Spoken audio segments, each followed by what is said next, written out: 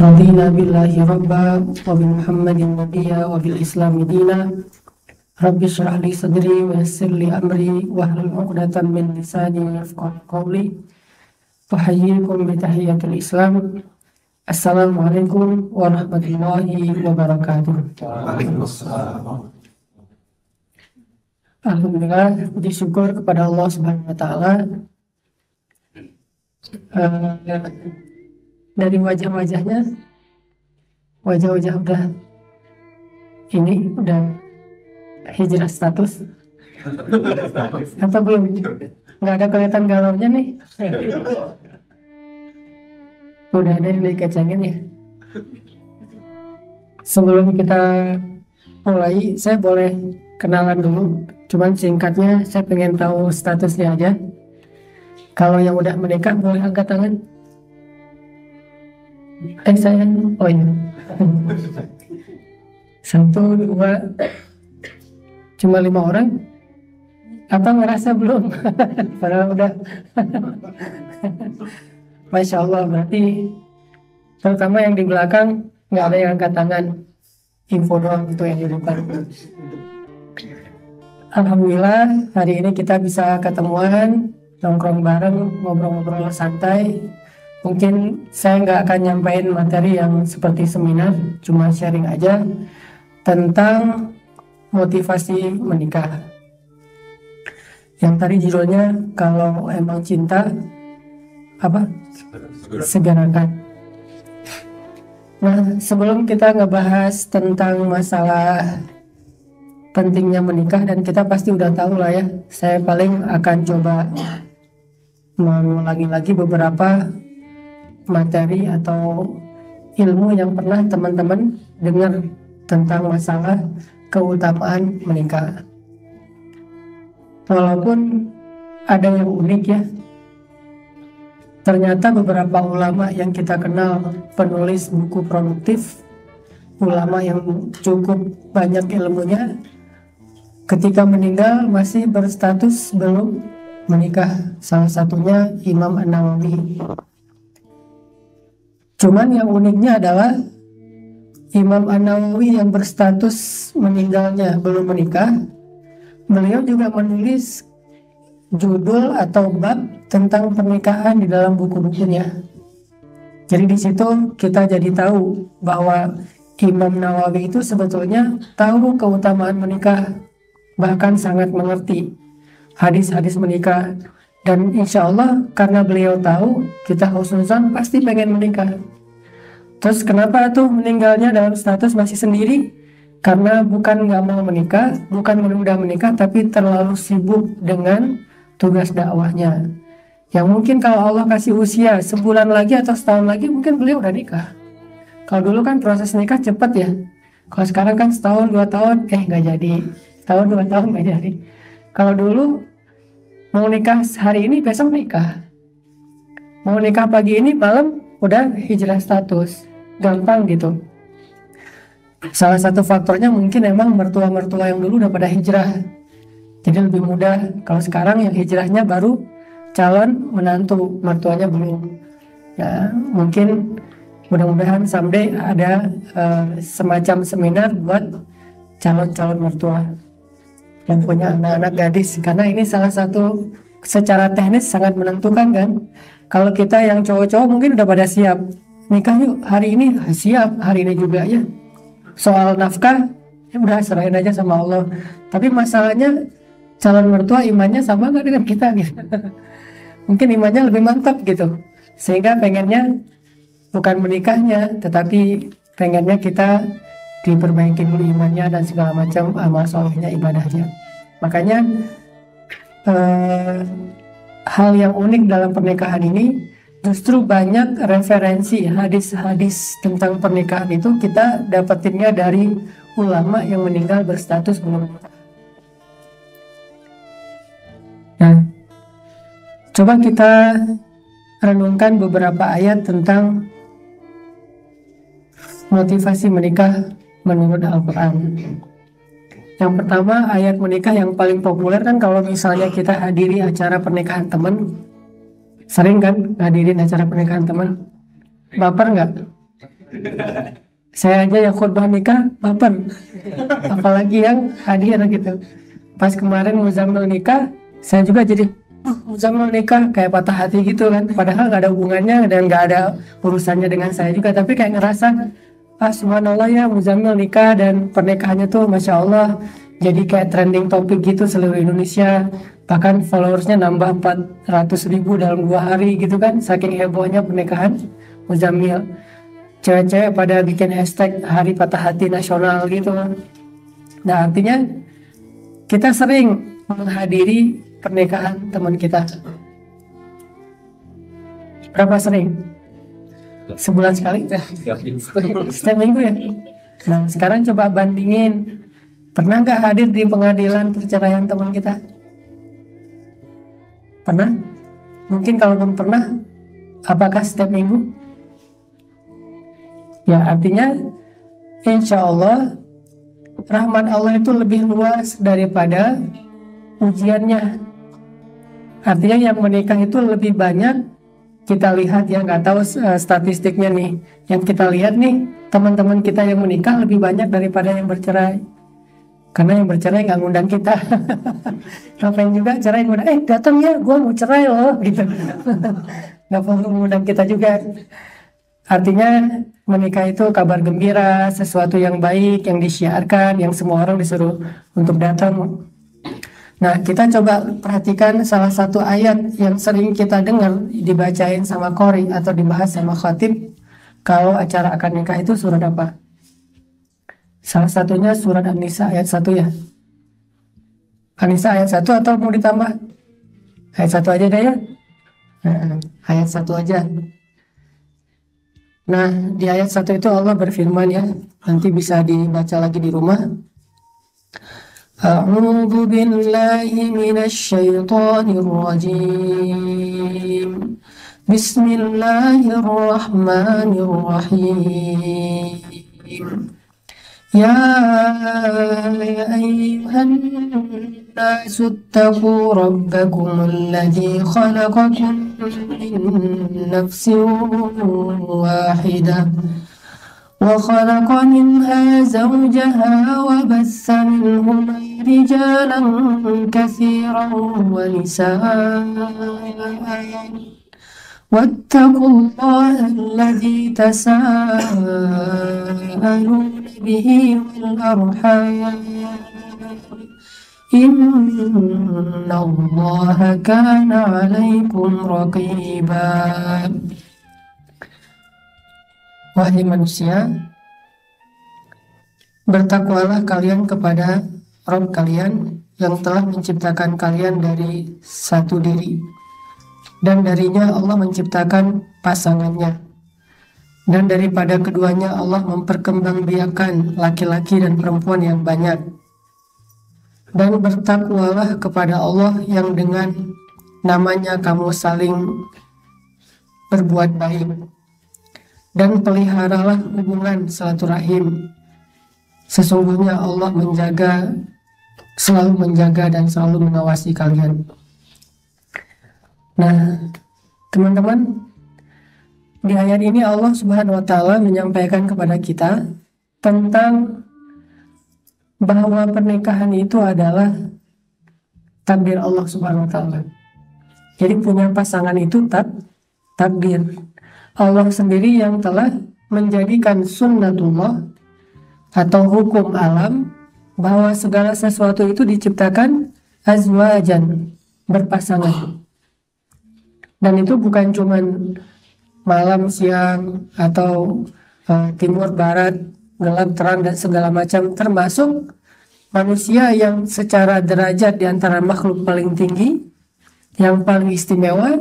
Kalau yang lain aja berpasangan, bagaimana dengan yang lebih istimewa? Yaitu manusia harusnya berpasangan.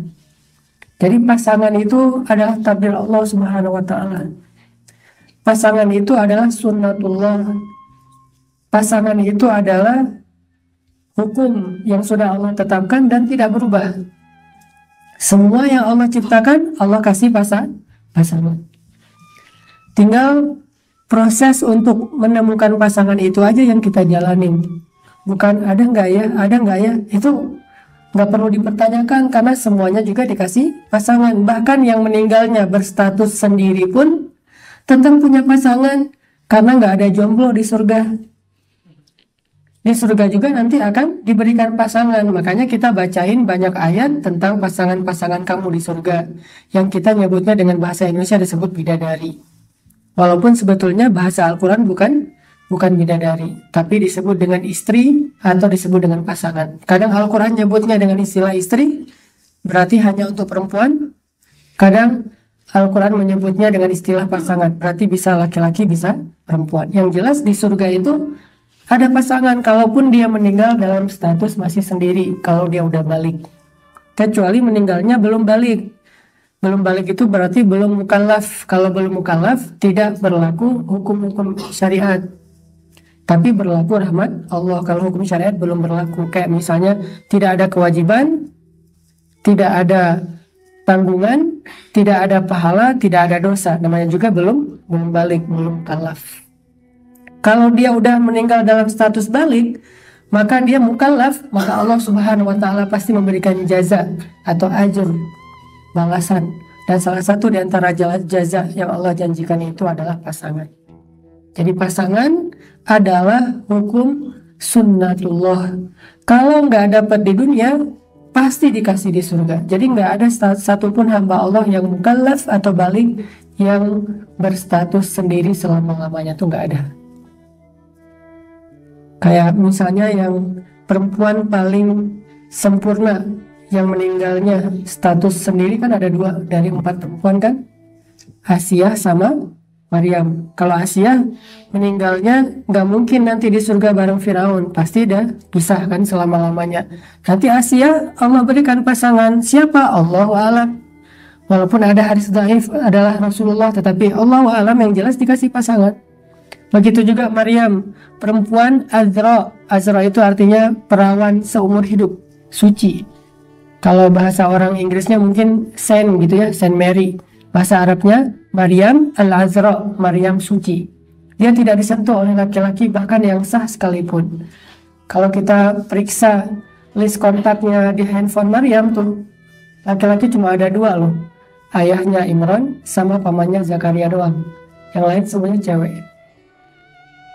Kalau kita laki-laki semuanya cewek, yang cowok cuma ayahnya doang gitu, yang cewek misalnya. Atau lihat followersnya, cewek semua misalnya, atau 60% cewek gitu. Sebaliknya juga gitu. Kalau Maryam, list kontaknya followers yang laki-laki cuma 2, ayahnya Imran sama pamannya Zakaria. Nanti kalaupun punya anak, tambah 1 followers, yaitu Isa alaihissalam. Nah, Maryam aja yang meninggalnya sendiri, tetap nanti Allah Subhanahu wa Ta'ala berikan pasangan, karena memiliki pasangan itu sudah sunnatullah, dan Allah tidak pernah menyelisihi atau menyalahi sunnah yang Allah sendiri takdirkan. Sehingga di sini jadi kayak ada pesan moral bahwa oh, saya tuh udah punya pasangan sebetulnya. Udah ditulis tuh di Lauhul Mahfuz, ditulis di dalam kitab takdir saya. Si fulan, kan kita dulu waktu saya atau teman-teman yang lain lah, dulu waktu sekolah kan suka nulis-nulis nama gitu kan, di dinding, di bangku, di kursi, atau di papan tulis. Tiba-tiba kalau kita masuk ke kelas duluan, teman-teman belum pada datang, nulis sendiri love siapa, Susi sama Susanto misalnya nih, Susanti, Susanto misalnya. Sampai saking kita senang nulis nama pasangan, ke Jabal Rahmah itu paling banyak nama Indonesia loh. Nama paling banyak saya periksa di Jabal Rahmah pasti Budi, Anto, pokoknya nama-nama Indonesia tuh. Jarang ada namanya Muhammad atau Yusuf gitu, jarang. Orang Arab nggak suka nulis di situ. Kalau kita banyak tuh pas naik ke Jabal Rahmah namanya Indonesia semua. Kita lebih suka menulis nama kita di Jabal Rahmah. Kalau orang Arab lebih suka menulis namanya di kartu undangan.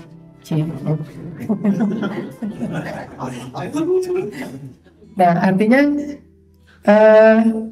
kita kan nulis-nulis sendiri dengan dengan hasrat kita, dengan harapan kita, dengan nafsu kita. Kadang kalau bahasa kasarnya, sebetulnya tulisan kayak gitu tuh udah ada di Lauhul Mahfuz. Kita aja yang belum baca.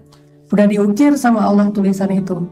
bukan di papan tulis kelas, bukan di bangku sekolah, bukan di dinding, bukan di tembok, bukan di buku diary, bukan di Jabal Rahmah, tapi di Lauhul Mahfuz udah ditulis namanya. Dan itu salah satu di antara ketetapan Allah yang sudah Allah tetapkan bahkan ketika Allah awal menciptakan kita. Nah ini Allah katakan, sesungguhnya kami telah menciptakan kalian dari seseorang, yaitu Adam, lalu kami ciptakan darinya pasangan. Lalu dari pasangan itu kami perkembangbiakan laki-laki dan perempuan. Artinya terus saja hukum kayak gitu dari mulai Adam Hawa berlaku terus sampai hari kiamat. Kalau enggak, kalau sampai di stop, berarti tidak ada perkembangbiakan.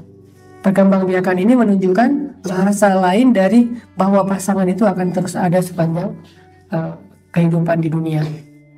Sehingga kita tidak perlu khawatir ketukar. Ini yang bisa bikin kita kadang-kadang ikhtiarnya, usahanya kadang-kadang suka salah gara-gara kita nggak yakin dengan poin ini nih. Kalau kita yakin sama poin ini, pasti ikhtiar kita akan lebih terjaga, nggak akan sampai break the line. Kenapa? Kenapa orang melanggar syariat dalam mencari rezeki yang halal? Karena dia nggak yakin kalau rezeki itu di tangan Allah. Kalau dia yakin rezeki itu di tangan Allah, ngapain dia harus melanggar? Allah kan tetap ngasih tanpa harus melanggar. Justru gara-gara kita melanggar, Allah nanti akan memutarbalikan sesuatu yang baik yang harusnya jadi jatah kita jadi sebuah musibah. Nah, ada orang yang melanggar ikhtiar yang halal dalam mencari rezeki, itu pasti penyebabnya karena dia nggak yakin rezeki itu Allah yang kasih. Ada di tangan Allah. Allah yang menjamin. Makanya dia ketika ngerasa kayak nggak ada harapan, kayak banyak kesulitan, dia pun mencampakkan batasan-batasan agama Allah dan mencari sesuatu yang menurut logika dia akan bisa dia dapatnya, walaupun itu melanggar. Begitu juga jodoh. Kalau orang melanggar, kalau orang khawatir sampai nanti kalau keduluan orang lain, nanti kalau misalnya ternyata jadian sama si dia atau siapa misalnya, sehingga kita menggunakan cara-cara yang tidak Allah ridhoi. Salah satu caranya adalah main belakang itu menggunakan sihir atau dukun segala macam. Nah ini berarti kita nggak yakin dengan takdir Allah bahwa pasangan itu udah ditulis sama Allah. Kalau waktu kecil dulu suka kayak ngitung-ngitung begitu, nama dia hurufnya berapa, terus nama kita kalau nggak nyambung dipaksa-paksain, ujung-ujungnya nyambung aja pokoknya gimana caranya. Ini pemaksaan takdir. Pernah gak sih dulu nulis nama di papan tulis? Atau hitung-hitung angka atau huruf gitu? Saya dulu pernah dan gak ada yang berhasil. Yang ditulis waktu masa-masa SMP, SMA gitu gak ada yang berhasil. Ternyata semua ramalan, semua logika, semua hitung-hitungan itu gak ngaruh. Termasuk kayak horoskop. Kita, ini zodiak dia apa? Dia sionya apa? Terus baca setiap hari. Setiap minggu, minggu ini lo mending gak usah datang ke rumah dia daripada ramai gitu. Justru ramainya gara-gara gak datang misalnya. Atau ada aja terus dicoba diramal. Oh minggu ini bakalan bahagia, ada kejutan datang dalam kehidupan kamu soal masalah percintaan. Kalau baca kayak ramalan gitu kan, yang pertama dilihat kan selain keuangan, percintaan kan, itu langsung dibaca, wah ditafakuri, ditadaburi, diulang-ulang, hampir baca dalam sholat gitu, saking semangatnya gitu diulang-ulang. Quran susah dihafal, kalau itu hafal banget. Nah ini berarti kita nggak yakin bahwa pasangan kita itu udah ditulis di papan tulis takdir di Lauhul Mahfuz, udah ditulis, nggak akan ketukar. Kalau ada yang kita kecengin, yang kita senengin, yang kita pengenin, ternyata jadinya sama orang lain, kita tinggal bilang, oh berarti yang ditulis di papan Lauhul Mahfuz bukan dia. Atau, nah ini ada yang lebih menarik lagi, oh sebetulnya yang ditulis di Lauhul Mahfuz itu bukan cuma saya buat dia, tapi saya dan kamu gitu. Nikah dulu sama orang lain, terus orangnya meninggal gitu ya. Sebelum malam pertama habis akad meninggal, baru nikah sama kita gitu. Bisa juga kan kayak gitu. Banyak banget cerita teman-teman saya yang saya kenal tuh cinta lama bersemi kembali itu banyak banget kasus-kasus kayak gitu. Berarti emang takdirnya kayak gitu dari Allah. Sampai ada cerita temen ini kalau kita ngomongin dengan bahasa sekarang mah pacaran gitu ya, nggak tahu pacarannya udah jauh atau yang pacaran biasa. Udah diputusin terus datang orang kedua, jadian 6 bulan kemudian pengen nikah. Pas acara hari pernikahan, orang pertama ini, si cowok pertama ini datang. Itu kan hari yang pesta duka aku kan kalau lagu dangdut dulu tuh. Datang dengan wajah yang sedih banget lah, kebayang lah kayak gimana perasaannya, pasti kayak ketika cinta bertasbih era cinta gitu kan, hancur-hancurnya tuh pokoknya. Tapi dia kayak pengen nunjukin sejatinya gitu, tetap datang walaupun tercabik-cabik, tergores-gores. Dia datang, terus pas salaman di pelaminan gitu, kebayang kan wajahnya, terus ekspresinya kayak gimana. Terus yang tadinya calon mertua nggak jadi juga ngelihatnya kasihan gitu, sampai ibunya berbisik, maaf ya nak, gitu-gitu. Wah, makin nggak jelas aja pokoknya. Ditambah lagi lagunya waktu itu lagu-lagu akustik yang putus cinta gitu. Tahu aja sih si artisnya, si talentnya, tahu aja, tahu kisah mereka lah ya. Ini didramatis sedikit kayak sinetron. Tapi ceritanya kayak gitu, dia datang pada sedih gitu, termasuk si yang suaminya tuh pura-pura sedih padahal dia bahagia banget gitu. Wah, lo lihat nih, gue berasa nyalik lo gitu. Udah selesai acara itu, udah nggak ada ketemuan lagi, udah beres aja, masing-masing menjaga perasaan. Nah, si cowoknya karena nggak bisa move on, tetap sendiri. Selang setahun si cowoknya mimpi malam tuh, dalam mimpi dia melihat si ceweknya gendong anak, terus diserahin ke si cowok yang ini, yang pertama, suruh digendong sambil ketawa-ketawa gitu. Dan padahal setahun itu dia udah nggak mikir apa-apa lagi, walaupun nggak bisa move on, tapi udah nggak punya harapan apa, namanya udah nikah kan, udah halal. Tapi tiba-tiba mimpi.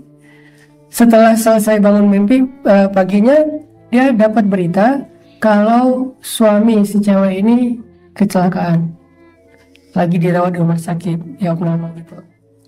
Selang seminggu kemudian meninggal dunia. Tapi dia pas di rumah sakit nggak datang, cuma dengar kabar doang, nggak datang. Pas meninggal dunia baru dia datang. Ketika udah pasti lah ya, udah fix gitu. Pas udah meninggal dunia baru datang dia. Kalau sakit entar lagi juga sembuh, banyak yang kecelakaan sembuh gitu. Tapi pas udah meninggal dia datang sampai ikut ke pekuburan. Nah, waktu itu si ceweknya kan nggak boleh diganggu kan ya, masih berstatus masa idah. Waktu itu si ceweknya lagi hamil tua, suaminya meninggal lagi tuh. Selang sekitar 3 bulan kemudian ceweknya ngelahirin, berarti masa idahnya udah selesai. Dengan selesainya nifas, udah gitu tiba-tiba calon mertuanya nyuruh orang untuk ketemu sama cowok yang pertama, suruh datang ke rumah silaturahim lagi. Gak lama kemudian terus teranglah keluarga dari ceweknya minta dia kembali lagi. Akhirnya baliklah dia menikah dengan orang yang dia cintai pertama, tapi dengan status udah punya anak 1, persis kayak mimpinya. Jadi ini kayak Allah skenario kan, dan kehidupan manusia itu kan kayak gitu ya, walaupun gak selalu lewat mimpi, tapi mimpi itu kadang-kadang kan Allah kayak ngasih ngasih bocoran gitu, kasih kisi-kisi lah ya. Tapi kadang-kadang nggak dikasih kisi-kisi, langsung dikasih kejutan, dan hidup kita kayak gitu. Berarti nggak ada yang tertukar kalau emang Allah udah nulis takdirnya kayak gitu. Tinggal kita ngejalanin aja. Yang penting jangan melanggar hukum Allah. Itu doang sih. Dan nggak perlu juga kita dengki iri sama orang lain. Karena gimana pun kita berusaha, kalau emang takdirnya bukan dia, nggak bisa tuh. Jadi bukan salah teman kita yang nyalip kita duluan, padahal kita ngecenginnya udah 2 tahun. Dia nggak salah, jadi kita jangan melampiaskan ke dia. Jangan nyawa preman pasar terus habisin dia, enggak. Karena bukan salah dia, bukan dia yang nulis takdir. Gimana pun kita berikhtiar, atau sebaliknya, kalau emang takdirnya nggak seperti yang kita harapin, nggak akan jadi itu.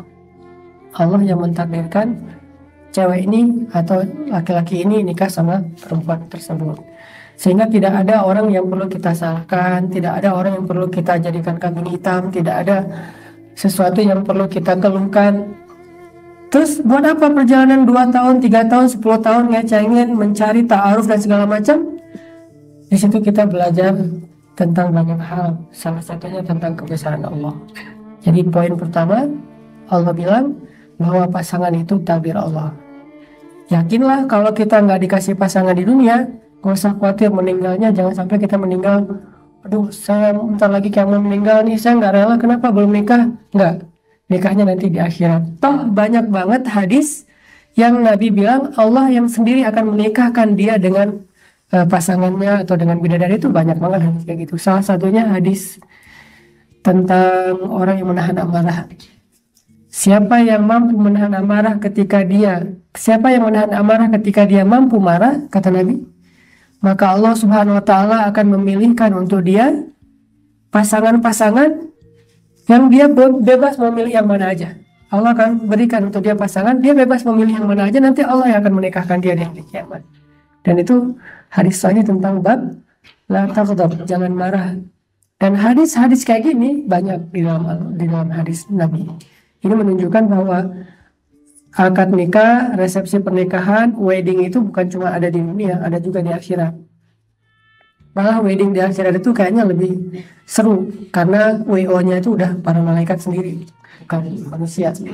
Yang nggak perlu bayar mahal, nggak ada kesalahan teknis, WO-nya langsung para malaikat. Terus penghulunya Allah sendiri yang jadi wali, penghulu. Khutbah nikahnya mungkin Rasulullah kali ya. Rasulullah menyampaikan. Yang jelas kalau kita mau mengimajinasikan akhirat, karena akhirat itu jangan hanya diyakini tapi diimajinasikan semampu kita, dan dengan closing, apapun kebaikan surga yang kita imajinasikan, pasti surga lebih dari itu. Apapun keburukan neraka yang kita imajinasiin, pasti neraka lebih buruk dari itu. Tapi kita boleh berimajinasi sebaik mungkin tentang surga, walaupun surga tetap lebih baik daripada yang kita pernah bayangkan.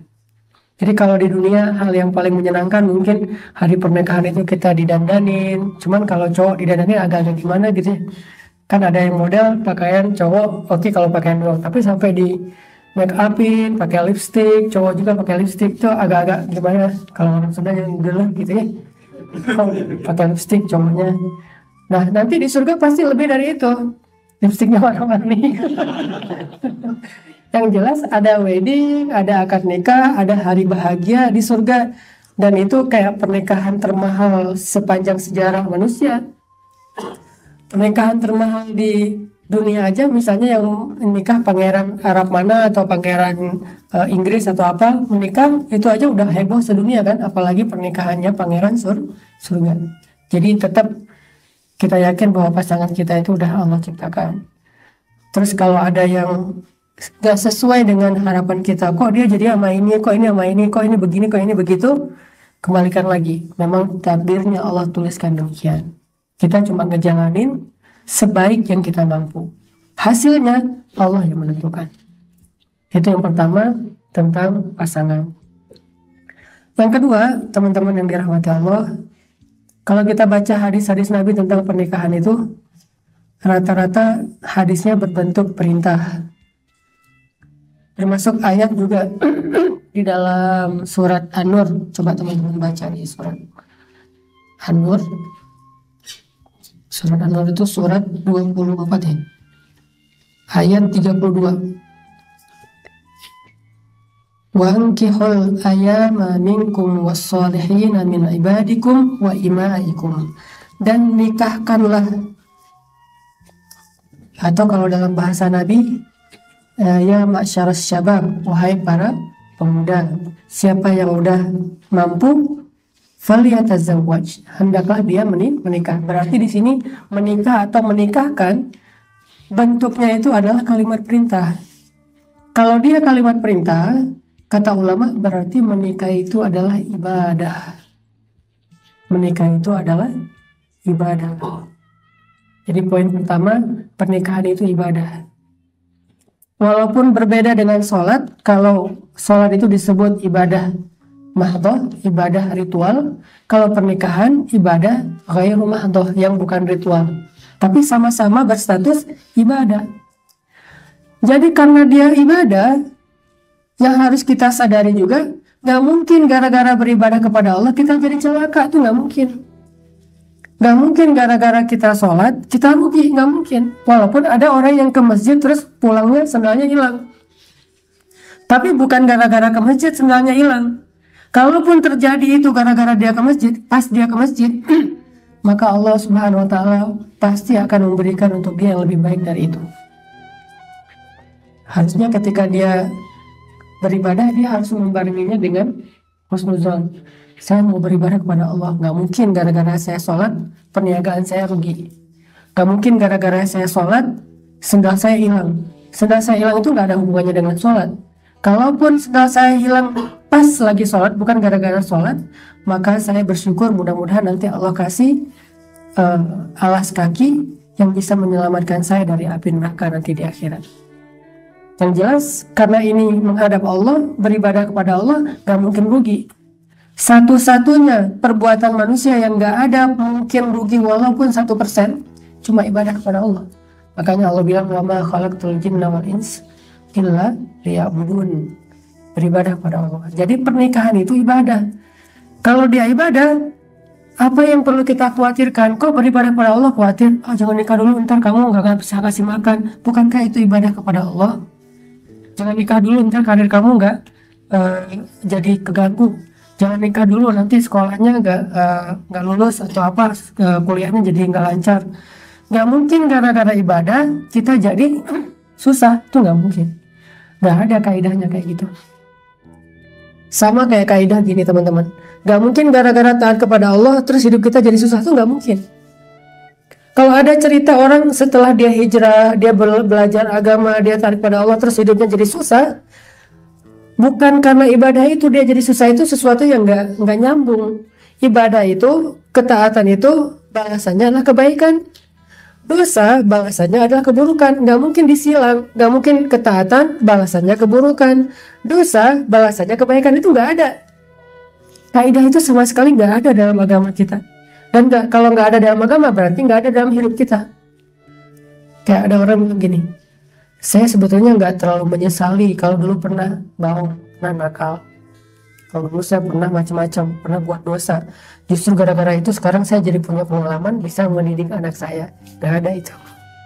Saya nggak, sebetulnya ada baiknya juga sih Ustadz. Ada yang ngomong kayak gitu ke saya. Ada benarnya juga sih Ustadz, ada baiknya juga. Dulu saya pernah bandel, pernah jahat, pernah nakal. Sehingga gara-gara itu sekarang saya jadi taubat, saya lebih dekat ke ulama, lebih dekat ke masjid. Kalau nggak gitu mungkin saya nggak jadi kayak sekarang. Nggak ada itu.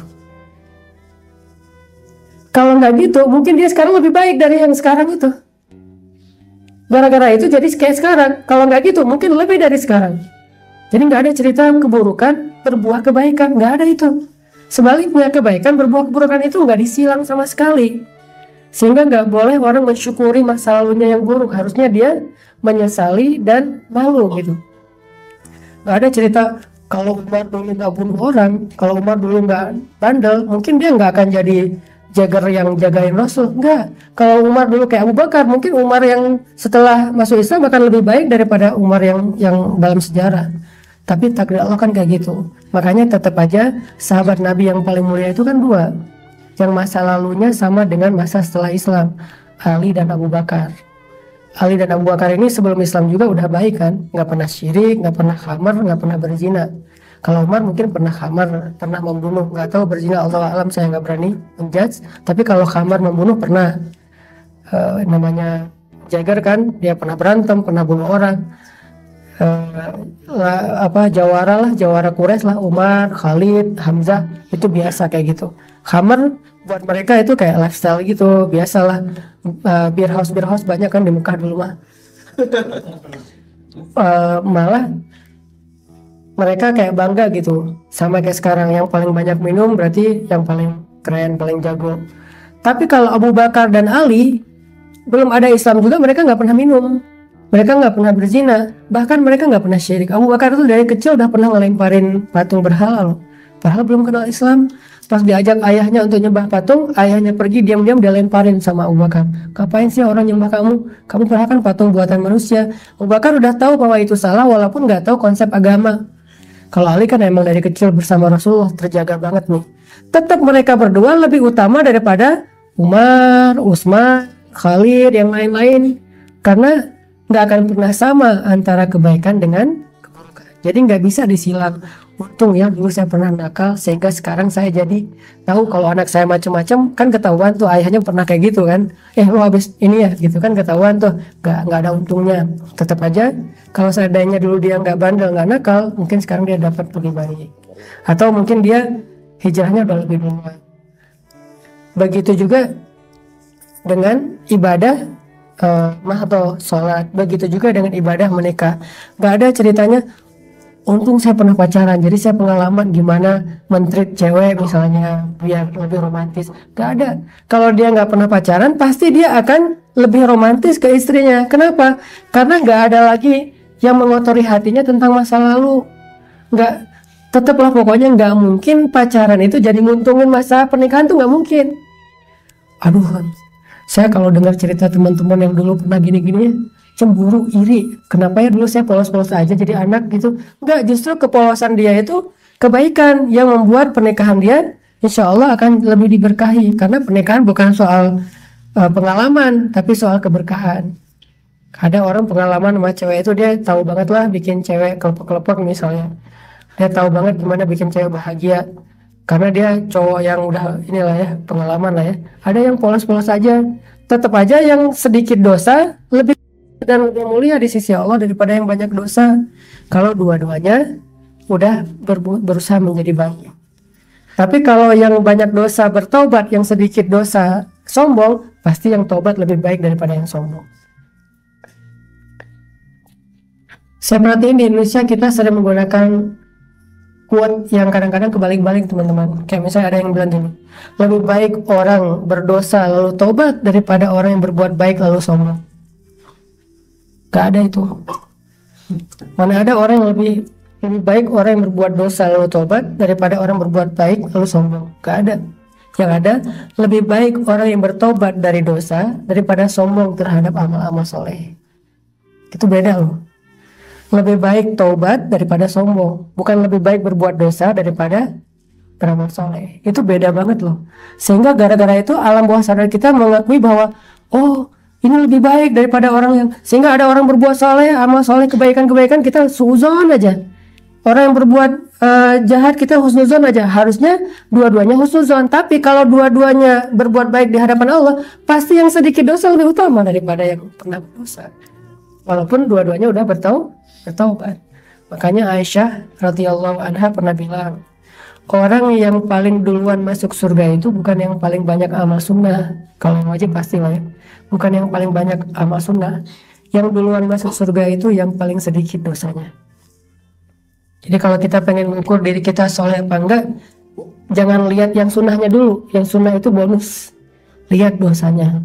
Kan ninggalin yang wajib juga dosa kan ya. Berarti ukurannya adalah yang paling sedikit dosanya. Itulah yang paling duluan masuk surga. Bisa jadi dia bukan ahli tahajud pernah, tapi nggak ahli tahajud sampai bertahun-tahun. Bukan ahli puasa Senin Kamis, bukan ahli sedekah karena emang dia orang miskin. Tapi dia nggak punya dosa kecuali dosa-dosa nggak sengaja. Bisa jadi ini ahli tahajud, ahli puasa, ahli Senin Kamis, ahli sedekah, tapi dosanya juga banyak. Bisa aja amal soleh yang sunnahnya itu gugur lewat dosa-dosa lisannya yang dia nggak mampu menjaga lisan. Artinya nggak boleh disilang.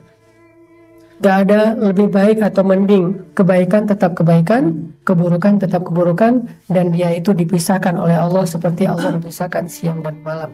Gak ketemu. Kalau ketemu pasti gak normal, namanya gerhana. Pasti gak normal. Begitu juga dengan menikah. Menikah itu adalah ibadah. Jadi kalau kita pengen nikah, kita niatnya saya pengen ibadah kepada Allah. Apalagi yang saya khawatirin. Dan ibadah menikah itu salah satu ibadah yang Allah lebih suka disegerakan. Sholat suka disegerakan, buka puasa suka disegerakan. Begitu juga dengan nikah, Allah suka kalau kita menyegerakan. Artinya orang yang menunda-nunda menikah, walaupun gak sama persis, agak-agak mirip tuh dengan orang yang menunda sholat padahal dia gak punya kesibukan.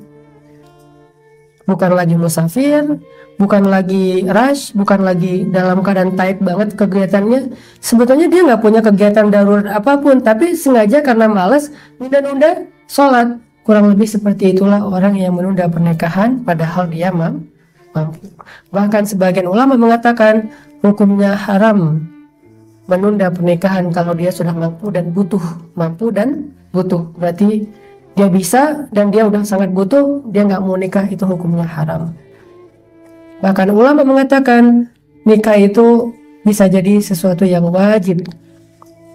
Kalau ditanya, Ustadz apa hukum nikah? Tergantung. Bagi yang sudah mampu dan butuh, wajib. Bagi yang sudah mampu tapi nggak ngerasa butuh-butuh amat, sunnah muakkadah, sangat dianjurkan. Bagi yang butuh tapi belum mampu, sunnah. Bagi yang nggak butuh dan nggak mampu, mubah.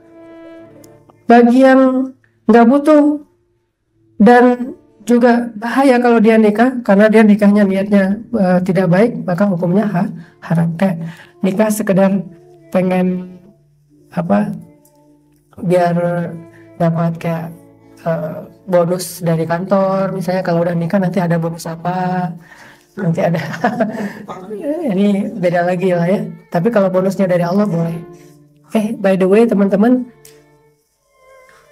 ikhlas itu bukan nggak ngeharapin apa-apa ya, karena di Indonesia orang menerjemahkan ikhlas itu nggak ngarepin apa-apa. Padahal kalau nggak ngarepin apa-apa dalam Islam itu sombong. Kita nggak boleh beramal soleh dengan mengatakan saya nggak berharap surga, saya nggak takut neraka, saya mah beramal soleh karena cinta sama Allah. Itu sombong. Karena Allah yang menawarkan kita surga, Allah yang menawarkan kita terbebas dari api neraka, seolah-olah Allah ngasih sesuatu kepada kita terus kita bilang saya nggak butuh. Itu sombong. Allah nggak suka sama hamba kayak gitu. Jadi ikhlas itu bukan nggak berharap apa-apa. Ikhlas itu dalam definisi bahasa Arabnya, ikhlas itu artinya tidak berharap apapun kecuali hanya kepada Allah. Kalau kepada selain Allah, enggak. Kalau ke Allah, segalanya diharapin. Berharap akhirat dan berharap dunia. Jadi kalau orang beribadah karena berharap rezekinya lancar, itu ikhlas. Berharapnya ke Allah. Kalau beribadah berharap kuliahnya dapat nilai bagus, itu ikhlas. Kalau beribadah berharap supaya urusan pernikahannya dimudahkan, itu ikhlas. Berharapnya ke Allah. Tapi kalau berharapnya ke manusia, namanya riya. Apalagi kalau yang diharapin dari Allah lebih besar porsi akhirat daripada dunia, itu ikhlas banget. Justru kalau kita beribadah nggak mengharapkan apa-apa di sisi Allah, Allah menggolongkan dia termasuk istaghna. Kalla innal insana la yatgha ar-ra'ahu istaghna. Ketika dia merasa dirinya udah cukup, gak butuh apa-apa. Allah nggak suka orang istaghna. Istaghna itu contoh orang-orang yang kafir dan kaya. Kafir penguasa kaya, kayak Abu Lahab, Abu Jahal, Firaun, Haman, Namrud, itu rata-rata istilahnya istaghna.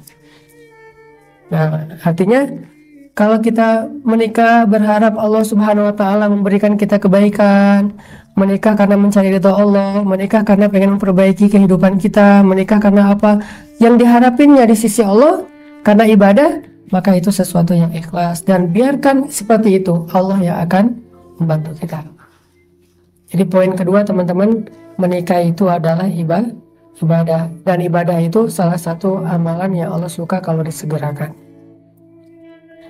Terus poin yang ketiga, nah ini yang paling penting nih. Coba perhatikan lagi di surat An-Nur ayat 32 yang tadi Allah sampaikan. Di sini ada jaminan dari Allah, ada janji. Iyakunu fuqara yughnihimullahu min fadlih.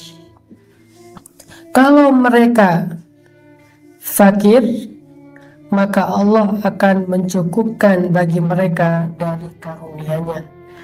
Wallahu wasi'un alim, dan Allah maha luas dan maha mengetahui. Kalau teman-teman baca Quran, coba perhatikan kalimat penutup dari ayat-ayat tertentu. Itu biasanya itulah kalimat boosternya tuh di situ. Allah kalau ngomongin ayat syariat, biasanya penutupnya supaya kalian. Itu kayak gitu tuh. Puasa supaya kalian bertakwa, zakat supaya kalian membersihkan diri. Radina billahi rabba wa bi Muhammadin nabiyya wa bil islami dina Rabbi shrah li sadri wa yassir li amri wahlul 'uqdatam min lisani yafqahu qawli. Uhayyikum bi tahiyatil Islam.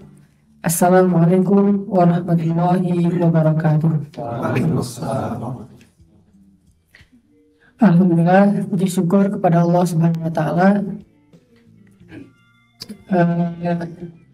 Dari wajah-wajahnya, wajah-wajah udah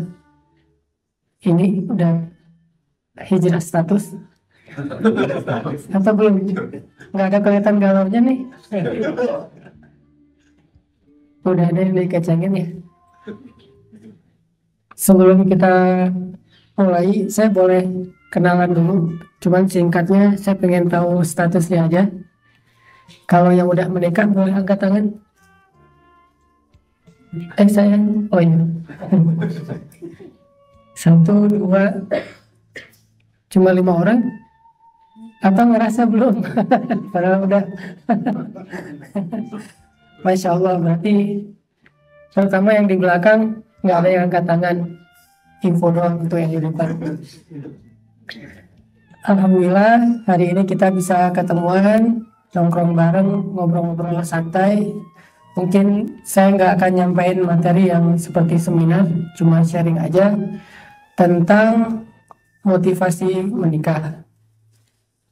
Yang tadi judulnya kalau emang cinta apa? Segerakan. Nah, sebelum kita ngebahas tentang masalah pentingnya menikah, dan kita pasti udah tahu lah ya, saya paling akan coba mengulangi lagi beberapa materi atau ilmu yang pernah teman-teman dengar tentang masalah keutamaan menikah.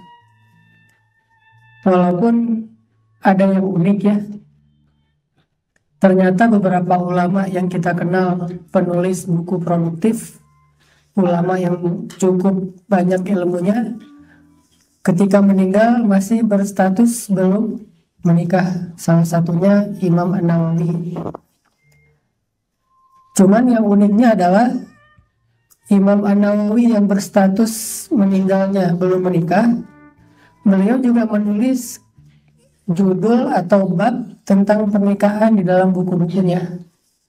Jadi di situ kita jadi tahu bahwa Imam Nawawi itu sebetulnya tahu keutamaan menikah, bahkan sangat mengerti hadis-hadis menikah. Dan insya Allah karena beliau tahu, kita husnuzan pasti pengen menikah. Terus kenapa tuh meninggalnya dalam status masih sendiri? Karena bukan nggak mau menikah, bukan menunda menikah, tapi terlalu sibuk dengan tugas dakwahnya. Yang mungkin kalau Allah kasih usia sebulan lagi atau setahun lagi, mungkin beliau udah nikah. Kalau dulu kan proses nikah cepat ya. Kalau sekarang kan setahun 2 tahun, nggak jadi. Tahun 2 tahun nggak jadi. Kalau dulu mau nikah hari ini, besok nikah. Mau nikah pagi ini, malam udah hijrah status. Gampang gitu. Salah satu faktornya mungkin emang mertua-mertua yang dulu udah pada hijrah, jadi lebih mudah. Kalau sekarang yang hijrahnya baru calon menantu, mertuanya belum. Ya mungkin mudah-mudahan someday ada semacam seminar buat calon-calon mertua yang punya anak-anak gadis, karena ini salah satu secara teknis sangat menentukan kan. Kalau kita yang cowok-cowok mungkin udah pada siap nikah yuk hari ini, siap hari ini juga ya. Soal nafkah ya udah serahin aja sama Allah. Tapi masalahnya calon mertua imannya sama nggak dengan kita gitu. Mungkin imannya lebih mantap gitu, sehingga pengennya bukan menikahnya, tetapi pengennya kita diperbaiki dulu imannya dan segala macam amal solehnya, ibadahnya. Makanya hal yang unik dalam pernikahan ini, justru banyak referensi hadis-hadis tentang pernikahan itu kita dapetinnya dari ulama yang meninggal berstatus belum menikah. Nah, coba kita renungkan beberapa ayat tentang motivasi menikah menurut Al-Quran. Yang pertama, ayat menikah yang paling populer kan kalau misalnya kita hadiri acara pernikahan teman, sering kan hadirin acara pernikahan teman, baper nggak? Saya aja yang khutbah nikah baper, apalagi yang hadir gitu. Pas kemarin Muzammil nikah, saya juga jadi Muzammil nikah kayak patah hati gitu kan. Padahal gak ada hubungannya dan gak ada urusannya dengan saya juga, tapi kayak ngerasa subhanallah ya Muzammil nikah dan pernikahannya tuh masya Allah jadi kayak trending topik gitu seluruh Indonesia. Bahkan followersnya nambah 400.000 dalam 2 hari gitu kan, saking hebohnya pernikahan Muzammil. Cewek-cewek pada bikin hashtag hari patah hati nasional gitu. Nah artinya kita sering menghadiri pernikahan teman kita. Berapa sering? Sebulan sekali? Setiap minggu ya? Nah sekarang coba bandingin, pernah nggak hadir di pengadilan perceraian teman kita? Pernah? Mungkin kalau belum pernah, apakah setiap minggu? Ya artinya insya Allah rahmat Allah itu lebih luas daripada ujiannya. Artinya yang menikah itu lebih banyak kita lihat, ya nggak tahu statistiknya nih. Yang kita lihat nih teman-teman kita yang menikah lebih banyak daripada yang bercerai. Karena yang bercerai nggak ngundang kita. Ngapain juga cerai ngundang, datang ya gue mau cerai loh gitu. Nggak perlu mengundang kita juga. Artinya menikah itu kabar gembira, sesuatu yang baik, yang disiarkan, yang semua orang disuruh untuk datang. Nah, kita coba perhatikan salah satu ayat yang sering kita dengar dibacain sama qori atau dibahas sama khatib kalau acara akad nikah itu surat apa? Salah satunya surat An-Nisa ayat 1 ya. An-Nisa ayat 1 atau mau ditambah? Ayat 1 aja deh ya. Nah, ayat 1 aja. Nah, di ayat 1 itu Allah berfirman ya, nanti bisa dibaca lagi di rumah. A'udzu billahi minasy syaithanir rajim. Bismillahirrahmanirrahim.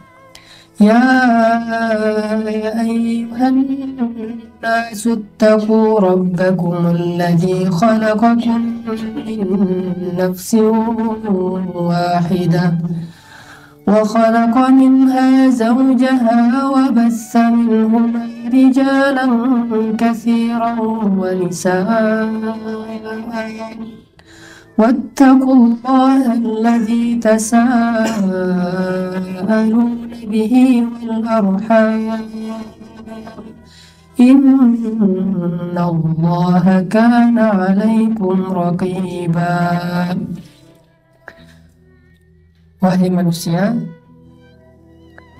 bertakwalah kalian kepada Rabb kalian yang telah menciptakan kalian dari satu diri, dan darinya Allah menciptakan pasangannya, dan daripada keduanya Allah memperkembangbiakan laki-laki dan perempuan yang banyak. Dan bertakwalah kepada Allah yang dengan namanya kamu saling berbuat baik, dan peliharalah hubungan silaturahim. Sesungguhnya Allah selalu menjaga dan selalu mengawasi kalian. Nah, teman-teman, di ayat ini Allah Subhanahu wa Ta'ala menyampaikan kepada kita tentang bahwa pernikahan itu adalah takdir Allah Subhanahu wa Ta'ala. Jadi punya pasangan itu takdir Allah sendiri yang telah menjadikan sunnatullah atau hukum alam bahwa segala sesuatu itu diciptakan azwajan, berpasangan. Dan itu bukan cuman malam, siang, atau timur, barat, gelap, terang, dan segala macam. Termasuk manusia yang secara derajat di antara makhluk paling tinggi, yang paling istimewa. Kalau yang lain aja berpasangan, bagaimana dengan yang lebih istimewa, yaitu manusia harusnya berpasangan. Jadi pasangan itu adalah takdir Allah Subhanahu wa Ta'ala. Pasangan itu adalah sunnatullah. Pasangan itu adalah hukum yang sudah Allah tetapkan dan tidak berubah. Semua yang Allah ciptakan, Allah kasih pasangan.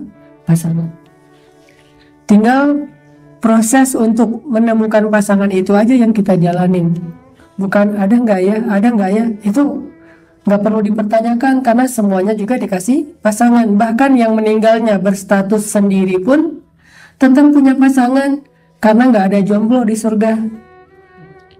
Di surga juga nanti akan diberikan pasangan. Makanya kita bacain banyak ayat tentang pasangan-pasangan kamu di surga, yang kita nyebutnya dengan bahasa Indonesia disebut bidadari. Walaupun sebetulnya bahasa Al-Quran bukan bidadari, tapi disebut dengan istri atau disebut dengan pasangan. Kadang Al-Quran nyebutnya dengan istilah istri, berarti hanya untuk perempuan. Kadang Al-Quran menyebutnya dengan istilah pasangan, berarti bisa laki-laki bisa perempuan. Yang jelas di surga itu ada pasangan, kalaupun dia meninggal dalam status masih sendiri, kalau dia udah balik. Kecuali meninggalnya belum balik. Belum balik itu berarti belum mukallaf. Kalau belum mukallaf, tidak berlaku hukum-hukum syariat, tapi berlaku rahmat Allah. Kalau hukum syariat belum berlaku, kayak misalnya tidak ada kewajiban, tidak ada tanggungan, tidak ada pahala, tidak ada dosa, namanya juga belum balik, belum mukallaf. Kalau dia udah meninggal dalam status balik, maka dia mukallaf, maka Allah Subhanahu wa Ta'ala pasti memberikan jaza atau ajr, balasan. Dan salah satu di antara jaza yang Allah janjikan itu adalah pasangan. Jadi pasangan adalah hukum sunnatullah. Kalau nggak dapat di dunia, pasti dikasih di surga. Jadi nggak ada satupun hamba Allah yang mukallaf atau balik yang berstatus sendiri selama-lamanya, tuh nggak ada. Kayak misalnya yang perempuan paling sempurna yang meninggalnya status sendiri kan ada 2 dari 4 perempuan kan, Asiyah sama Maryam. Kalau Asiyah meninggalnya nggak mungkin nanti di surga bareng Firaun, pasti dah pisah kan selama-lamanya. Nanti Asiyah Allah berikan pasangan, siapa? Allahu a'lam. Walaupun ada hadis dhaif adalah Rasulullah, tetapi Allahu a'lam, yang jelas dikasih pasangan. Begitu juga Maryam, perempuan Azra. Azra itu artinya perawan seumur hidup, suci. Kalau bahasa orang Inggrisnya mungkin Saint gitu ya, Saint Mary. Bahasa Arabnya Maryam al-Azra, Maryam suci. Dia tidak disentuh oleh laki-laki, bahkan yang sah sekalipun. Kalau kita periksa list kontaknya di handphone Maryam tuh, laki-laki cuma ada 2 loh. Ayahnya Imran sama pamannya Zakaria doang. Yang lain semuanya cewek. Kalau kita, laki-laki semuanya cewek, yang cowok cuma ayahnya doang gitu, yang cewek misalnya. Atau lihat followersnya, cewek semua misalnya, atau 60% cewek gitu. Sebaliknya juga gitu. Kalau Maryam, list kontaknya followers yang laki-laki cuma 2, ayahnya Imran sama pamannya Zakaria. Nanti kalaupun punya anak, tambah 1 followers, yaitu Isa alaihissalam. Nah, Maryam aja yang meninggalnya sendiri, tetap nanti Allah Subhanahu wa Ta'ala berikan pasangan, karena memiliki pasangan itu sudah sunnatullah, dan Allah tidak pernah menyelisihi atau menyalahi sunnah yang Allah sendiri takdirkan. Sehingga di sini jadi kayak ada pesan moral bahwa oh, saya tuh udah punya pasangan sebetulnya. Udah ditulis tuh di Lauhul Mahfuz, ditulis di dalam kitab takdir saya. Si fulan, kan kita dulu waktu saya atau teman-teman yang lain lah, dulu waktu sekolah kan suka nulis-nulis nama gitu kan, di dinding, di bangku, di kursi, atau di papan tulis. Tiba-tiba kalau kita masuk ke kelas duluan, teman-teman belum pada datang, nulis sendiri love siapa, Susi sama Susanto misalnya nih, Susanti, Susanto misalnya. Sampai saking kita senang nulis nama pasangan, ke Jabal Rahmah itu paling banyak nama Indonesia loh. Nama paling banyak saya periksa di Jabal Rahmah pasti Budi, Anto, pokoknya nama-nama Indonesia tuh. Jarang ada namanya Muhammad atau Yusuf gitu, jarang. Orang Arab nggak suka nulis di situ. Kalau kita banyak tuh pas naik ke Jabal Rahmah namanya Indonesia semua. Kita lebih suka menulis nama kita di Jabal Rahmah. Kalau orang Arab lebih suka menulis namanya di kartu undangan.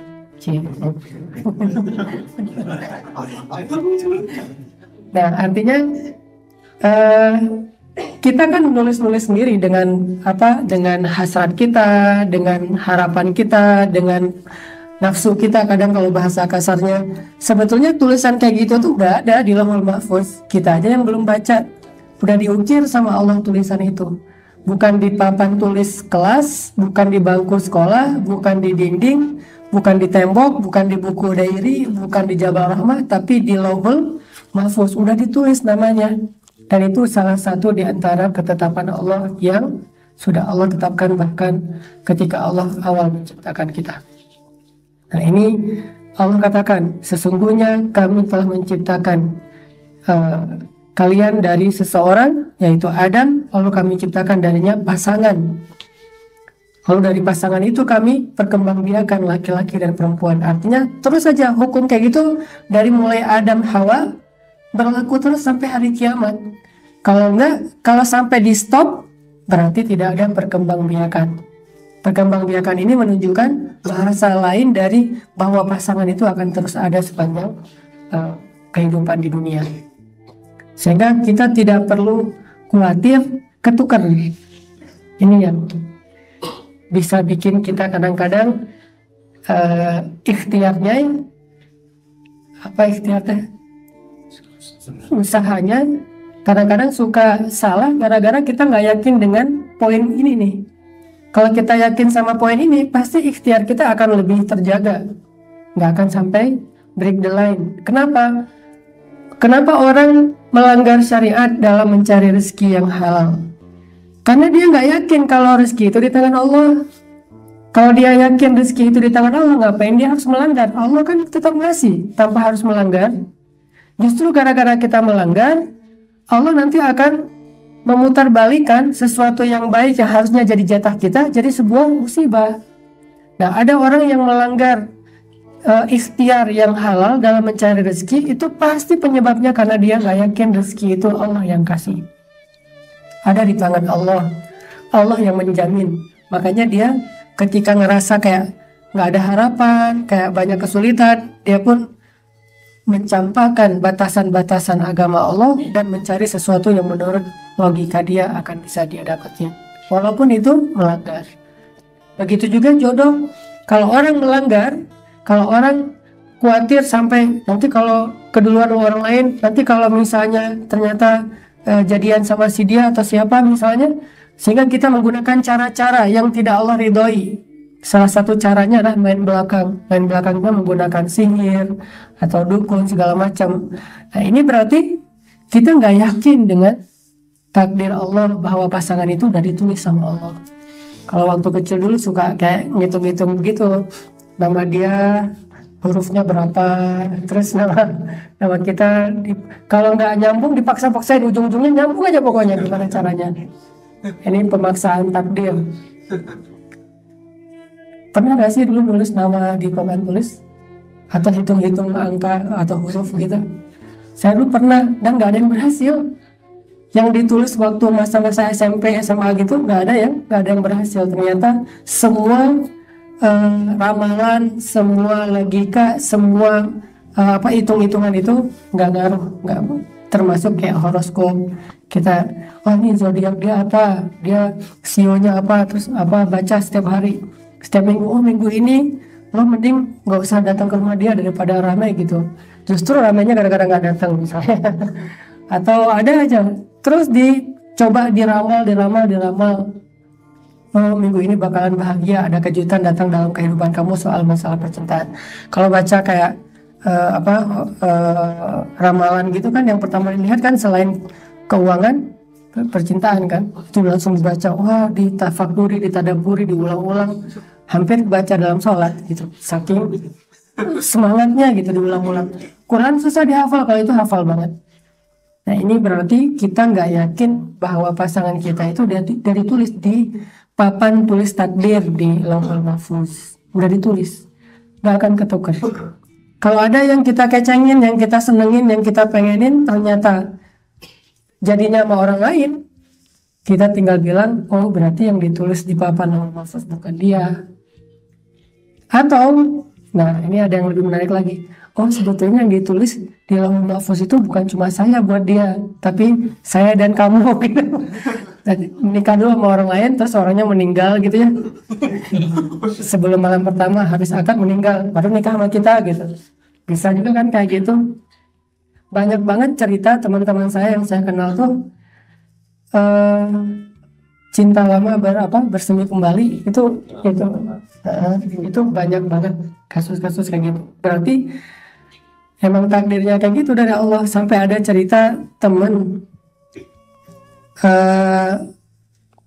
ini kalau kita ngomongin dengan bahasa sekarang mah pacaran gitu ya. Gak tahu pacarannya udah jauh atau yang pacaran biasa. Diputusin. Udah diputusin, terus datang orang kedua, jadian 6 bulan kemudian pengen nikah. Pas acara hari pernikahan, orang pertama ini, si cowok pertama ini datang. Itu kan hari yang pesta duka aku kan kalau lagu dangdut dulu tuh.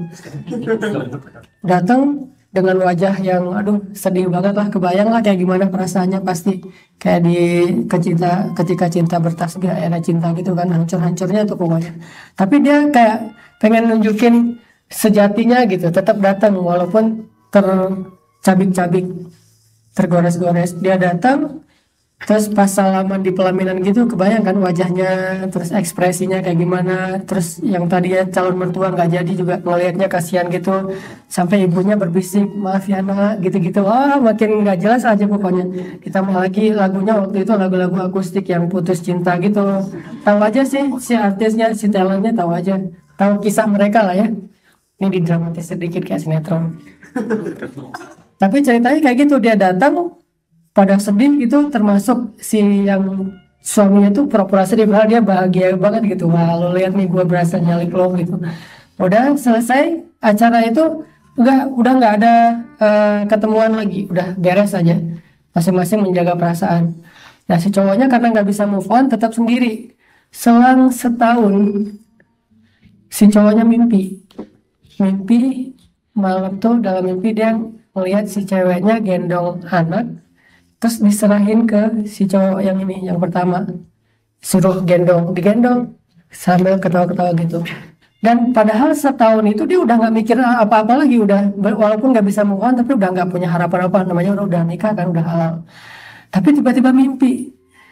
Setelah selesai bangun mimpi, paginya dia dapat berita kalau suami si cewek ini kecelakaan, lagi dirawat di rumah sakit, ya opname gitu.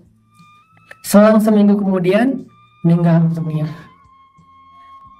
Tapi dia pas di rumah sakit nggak datang, cuma dengar kabar doang, nggak datang. Pas meninggal dunia baru dia datang. Ketika udah pasti lah ya, fix gitu. Pas udah meninggal dunia baru datang dia. Kalau sakit entar lagi juga sembuh, banyak yang kecelakaan sembuh gitu. Tapi pas udah meninggal dia datang sampai ikut ke pekuburan. Nah waktu itu si ceweknya kan nggak boleh diganggu kan ya, masih berstatus masa idah. Waktu itu si ceweknya lagi hamil tua, suaminya meninggal lagi tuh. Selang sekitar 3 bulan kemudian ceweknya ngelahirin, berarti masa idahnya udah selesai dengan selesainya nifas. Udah gitu tiba-tiba calon mertuanya nyuruh orang untuk ketemu sama cowok yang pertama, suruh datang ke rumah silaturahim lagi.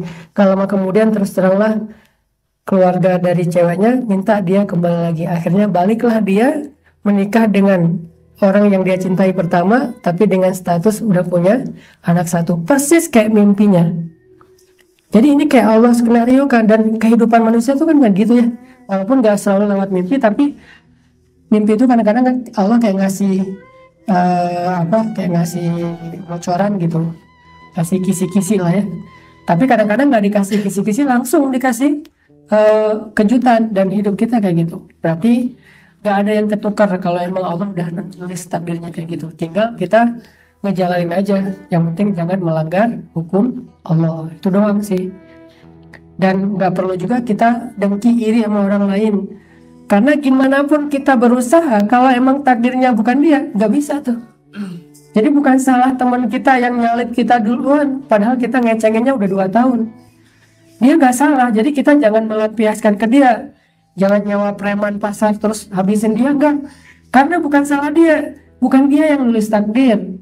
Gimana pun kita berikhtiar, atau sebaliknya, kalau emang takdirnya nggak seperti yang kita harapin, nggak akan jadi itu.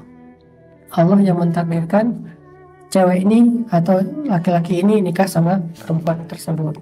Sehingga tidak ada orang yang perlu kita salahkan, tidak ada orang yang perlu kita jadikan kambing hitam, tidak ada sesuatu yang perlu kita keluhkan. Terus buat apa perjalanan 2 tahun, 3 tahun, 10 tahun ngecengin, mencari ta'aruf dan segala macam? Di situ kita belajar tentang banyak hal, salah satunya tentang kebesaran Allah. Jadi poin pertama, Allah bilang bahwa pasangan itu takdir Allah. Yakinlah kalau kita nggak dikasih pasangan di dunia, gak usah khawatir meninggalnya, jangan sampai kita meninggal, aduh saya bentar lagi kayak mau meninggal nih, saya nggak rela, kenapa belum nikah? Nggak, nikahnya nanti di akhirat. Toh banyak banget hadis yang Nabi bilang Allah yang sendiri akan menikahkan dia dengan pasangannya atau dengan bidadari, itu banyak banget hadis kayak gitu. Salah satunya hadis tentang orang yang menahan amarah. Siapa yang mampu menahan amarah ketika dia mampu marah, kata Nabi, maka Allah Subhanahu wa Ta'ala akan memilihkan untuk dia pasangan-pasangan yang dia bebas memilih yang mana aja. Allah akan berikan untuk dia pasangan, dia bebas memilih yang mana aja, nanti Allah yang akan menikahkan dia di hari kiamat. Dan itu hadis sahih tentang bab la taghdab, jangan marah. Dan hadis-hadis kayak gini banyak di dalam hadis Nabi. Ini menunjukkan bahwa akad nikah, resepsi pernikahan, wedding itu bukan cuma ada di dunia, ada juga di akhirat. Malah wedding di akhirat itu kayaknya lebih seru karena WO-nya itu udah para malaikat sendiri, bukan manusia yang nggak perlu bayar mahal, nggak ada kesalahan teknis. WO-nya langsung para malaikat. Terus penghulunya Allah sendiri yang jadi wali, penghulu.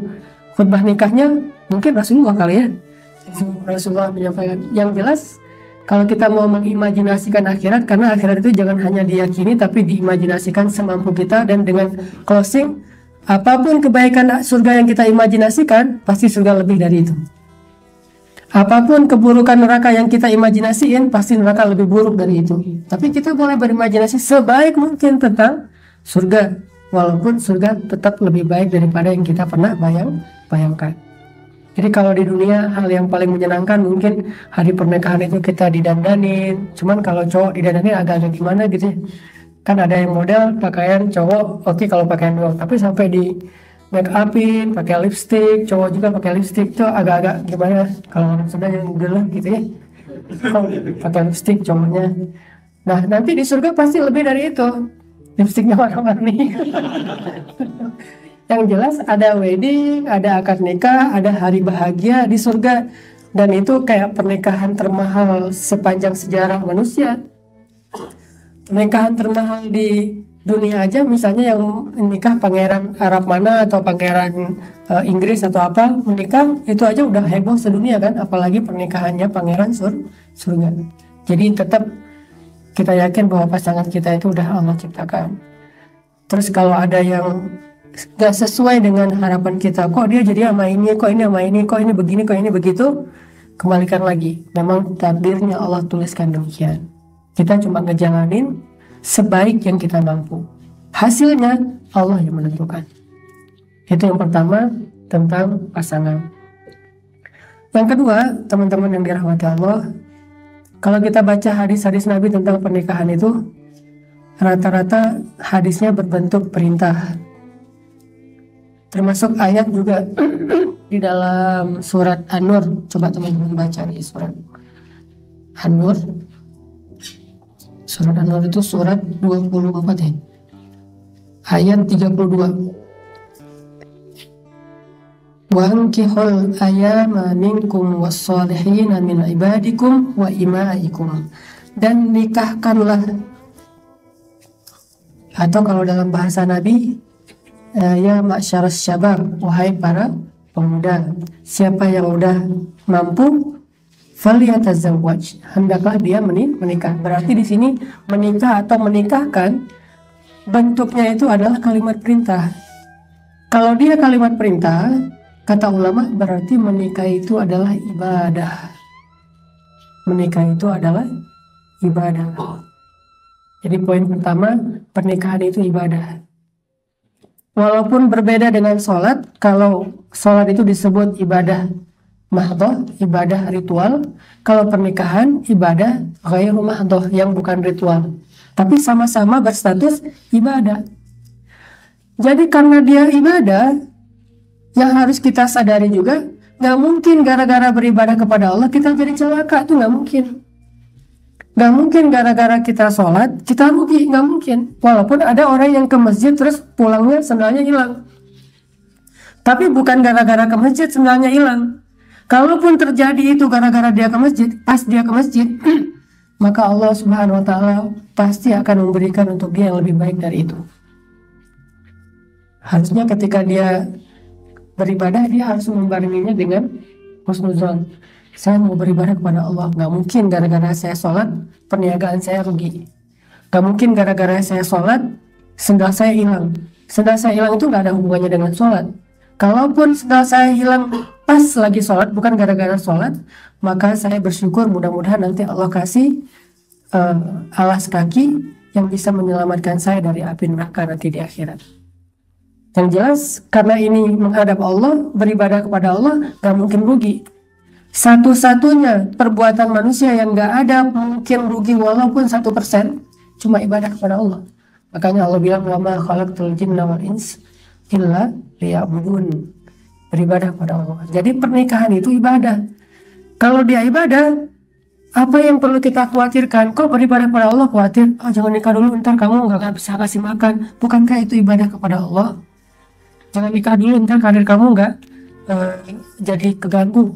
Jangan nikah dulu, nanti sekolahnya nggak lulus atau apa, kuliahnya jadi nggak lancar. Nggak mungkin gara-gara ibadah kita jadi susah, tuh nggak mungkin. Nggak ada kaidahnya kayak gitu. Sama kayak kaidah gini teman-teman, nggak mungkin gara-gara taat kepada Allah terus hidup kita jadi susah, tuh nggak mungkin. Kalau ada cerita orang setelah dia hijrah, dia belajar agama, dia tarik pada Allah, terus hidupnya jadi susah, bukan karena ibadah itu dia jadi susah, itu sesuatu yang nggak nyambung. Ibadah itu, ketaatan itu, balasannya adalah kebaikan. Dosa, balasannya adalah keburukan. Nggak mungkin disilang, nggak mungkin ketaatan, balasannya keburukan. Dosa, balasannya kebaikan, itu nggak ada.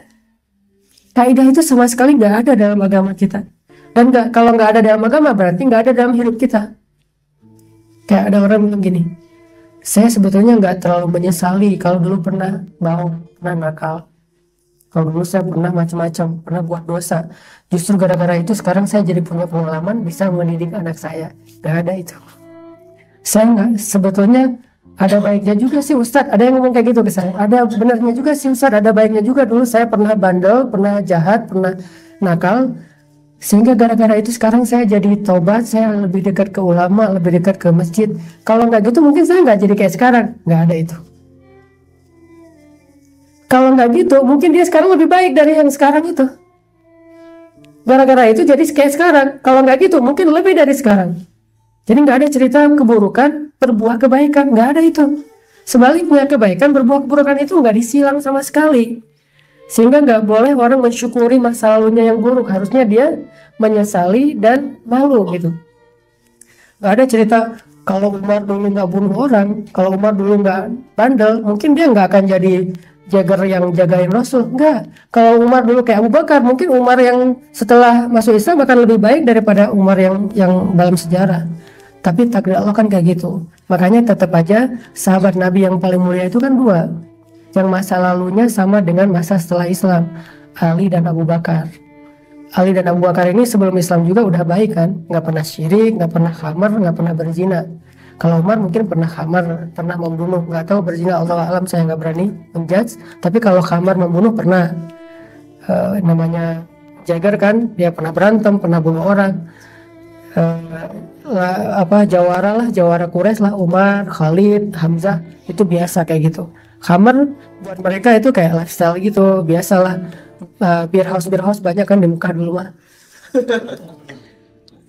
Malah mereka kayak bangga gitu, sama kayak sekarang yang paling banyak minum berarti yang paling keren, paling jago. Tapi kalau Abu Bakar dan Ali belum ada Islam juga mereka nggak pernah minum, mereka nggak pernah berzina, bahkan mereka nggak pernah syirik. Abu Bakar itu dari kecil udah pernah ngelemparin patung berhala loh, padahal belum kenal Islam. Pas diajak ayahnya untuk nyembah patung, ayahnya pergi diam-diam dia lemparin sama Abu Bakar. Ngapain sih orang nyembah kamu? Kamu padahal kan patung buatan manusia. Abu Bakar udah tahu bahwa itu salah walaupun nggak tahu konsep agama. Kalau Ali kan emang dari kecil bersama Rasulullah terjaga banget nih. Tetap mereka berdua lebih utama daripada Umar, Utsman, Khalid, yang lain-lain. Karena nggak akan pernah sama antara kebaikan dengan keburukan. Jadi nggak bisa disilang. Untung ya dulu saya pernah nakal sehingga sekarang saya jadi tahu kalau anak saya macam-macam, kan ketahuan tuh ayahnya pernah kayak gitu kan. Lo habis ini ya gitu kan, ketahuan tuh. Nggak ada untungnya. Tetap aja kalau seandainya dulu dia nggak bandel, nggak nakal, mungkin sekarang dia dapat lebih baik. Atau mungkin dia hijrahnya udah lebih duluan. Begitu juga dengan ibadah atau sholat. Begitu juga dengan ibadah menikah. Nggak ada ceritanya untung saya pernah pacaran, jadi saya pengalaman gimana mentreat cewek misalnya biar lebih romantis. Gak ada. Kalau dia nggak pernah pacaran, pasti dia akan lebih romantis ke istrinya. Kenapa? Karena nggak ada lagi yang mengotori hatinya tentang masa lalu. Nggak, tetaplah pokoknya nggak mungkin pacaran itu jadi nguntungin masa pernikahan tuh nggak mungkin. Aduh, saya kalau dengar cerita teman-teman yang dulu pernah gini-gini, cemburu, iri. Kenapa ya dulu saya polos-polos aja jadi anak gitu? Enggak, justru kepolosan dia itu kebaikan yang membuat pernikahan dia insya Allah akan lebih diberkahi. Karena pernikahan bukan soal pengalaman, tapi soal keberkahan. Ada orang pengalaman sama cewek itu dia tahu banget lah bikin cewek kelepek-kelepek misalnya. Dia tahu banget gimana bikin cewek bahagia. Karena dia cowok yang udah inilah ya, pengalaman lah ya. Ada yang polos-polos aja. Tetap aja yang sedikit dosa lebih dan lebih mulia di sisi Allah daripada yang banyak dosa. Kalau dua-duanya udah berusaha menjadi baik. Tapi kalau yang banyak dosa bertobat, yang sedikit dosa sombong, pasti yang tobat lebih baik daripada yang sombong. Saya perhatiin di Indonesia kita sering menggunakan quote yang kadang-kadang kebalik-balik teman-teman. Kayak misalnya ada yang bilang gini, lebih baik orang berdosa lalu tobat daripada orang yang berbuat baik lalu sombong. Gak ada itu. Mana ada orang yang lebih baik orang yang berbuat dosa lalu tobat daripada orang berbuat baik lalu sombong. Gak ada. Yang ada lebih baik orang yang bertobat dari dosa daripada sombong terhadap amal-amal soleh. Itu beda loh. Lebih baik tobat daripada sombong. Bukan lebih baik berbuat dosa daripada beramal soleh. Itu beda banget loh. Sehingga gara-gara itu alam bawah sadar kita mengakui bahwa oh ini lebih baik daripada orang yang, sehingga ada orang berbuat soleh, amal soleh, kebaikan-kebaikan, kita suuzon aja. Orang yang berbuat jahat kita husnuzon aja. Harusnya dua-duanya husnuzon. Tapi kalau dua-duanya berbuat baik di hadapan Allah, pasti yang sedikit dosa lebih utama daripada yang pernah berdosa. Walaupun dua-duanya udah bertaubat. Makanya Aisyah radhiyallahu anha pernah bilang, orang yang paling duluan masuk surga itu bukan yang paling banyak amal sunnah. Kalau wajib pasti lah ya. Bukan yang paling banyak amal sunnah. Yang duluan masuk surga itu yang paling sedikit dosanya. Jadi kalau kita pengen mengukur diri kita soleh apa enggak, jangan lihat yang sunnahnya dulu. Yang sunnah itu bonus. Lihat dosanya. Kan meninggalin wajib juga dosa kan ya. Berarti ukurannya adalah yang paling sedikit dosanya. Itulah yang paling duluan masuk surga. Bisa jadi dia bukan ahli tahajud pernah, tapi nggak ahli tahajud sampai bertahun-tahun. Bukan ahli puasa Senin Kamis, bukan ahli sedekah karena emang dia orang miskin. Tapi dia nggak punya dosa, kecuali dosa-dosa nggak sengaja. Bisa jadi ini ahli tahajud, ahli puasa, ahli Senin Kamis, ahli sedekah, tapi dosanya juga banyak. Bisa aja amal soleh yang sunnahnya itu gugur lewat dosa-dosa lisannya, yang dia nggak mampu menjaga lisan. Artinya nggak boleh disilang. Gak ada lebih baik atau mending. Kebaikan tetap kebaikan, keburukan tetap keburukan, dan dia itu dipisahkan oleh Allah seperti Allah memisahkan siang dan malam. Gak ketemu. Kalau ketemu pasti gak normal, namanya gerhana. Pasti gak normal. Begitu juga dengan menikah. Menikah itu adalah ibadah. Jadi kalau kita pengen nikah, kita niatnya, saya pengen ibadah kepada Allah. Apalagi yang saya khawatirin. Dan ibadah menikah itu salah satu ibadah yang Allah lebih suka disegerakan. Sholat suka disegerakan. Buka puasa suka disegerakan. Begitu juga dengan nikah. Allah suka kalau kita menyegerakan. Artinya orang yang menunda-nunda menikah, walaupun gak sama persis, agak-agak mirip tuh dengan orang yang menunda sholat, padahal dia gak punya kesibukan. Bukan lagi musafir, bukan lagi rush, bukan lagi dalam keadaan tight banget kegiatannya. Sebetulnya dia nggak punya kegiatan darurat apapun, tapi sengaja karena malas nunda-nunda sholat. Kurang lebih seperti itulah orang yang menunda pernikahan padahal dia mampu. Bahkan sebagian ulama mengatakan hukumnya haram menunda pernikahan kalau dia sudah mampu dan butuh. Mampu dan butuh, berarti dia bisa dan dia udah sangat butuh, dia nggak mau nikah, itu hukumnya haram. Bahkan ulama mengatakan nikah itu bisa jadi sesuatu yang wajib. Kalau ditanya, Ustadz apa hukum nikah? Tergantung. Bagi yang sudah mampu dan butuh, wajib. Bagi yang sudah mampu tapi nggak ngerasa butuh-butuh amat, sunnah muakkadah, sangat dianjurkan. Bagi yang butuh tapi belum mampu, sunnah. Bagi yang nggak butuh dan nggak mampu, mubah. Bagi yang nggak butuh dan juga bahaya kalau dia nikah, karena dia nikahnya niatnya tidak baik, maka hukumnya haram. Kayak nikah sekedar pengen apa, biar dapat kayak bonus dari kantor misalnya, kalau udah nikah nanti ada bonus apa, nanti ada ini beda lagi lah ya. Tapi kalau bonusnya dari Allah boleh. By the way teman-teman, ikhlas itu bukan nggak ngeharapin apa-apa ya, karena di Indonesia orang menerjemahkan ikhlas itu nggak ngarepin apa-apa, padahal kalau nggak ngarepin apa-apa dalam Islam itu sombong. Kita nggak boleh beramal soleh dengan mengatakan saya nggak berharap surga, saya nggak takut neraka, saya mah beramal soleh karena cinta sama Allah. Itu sombong.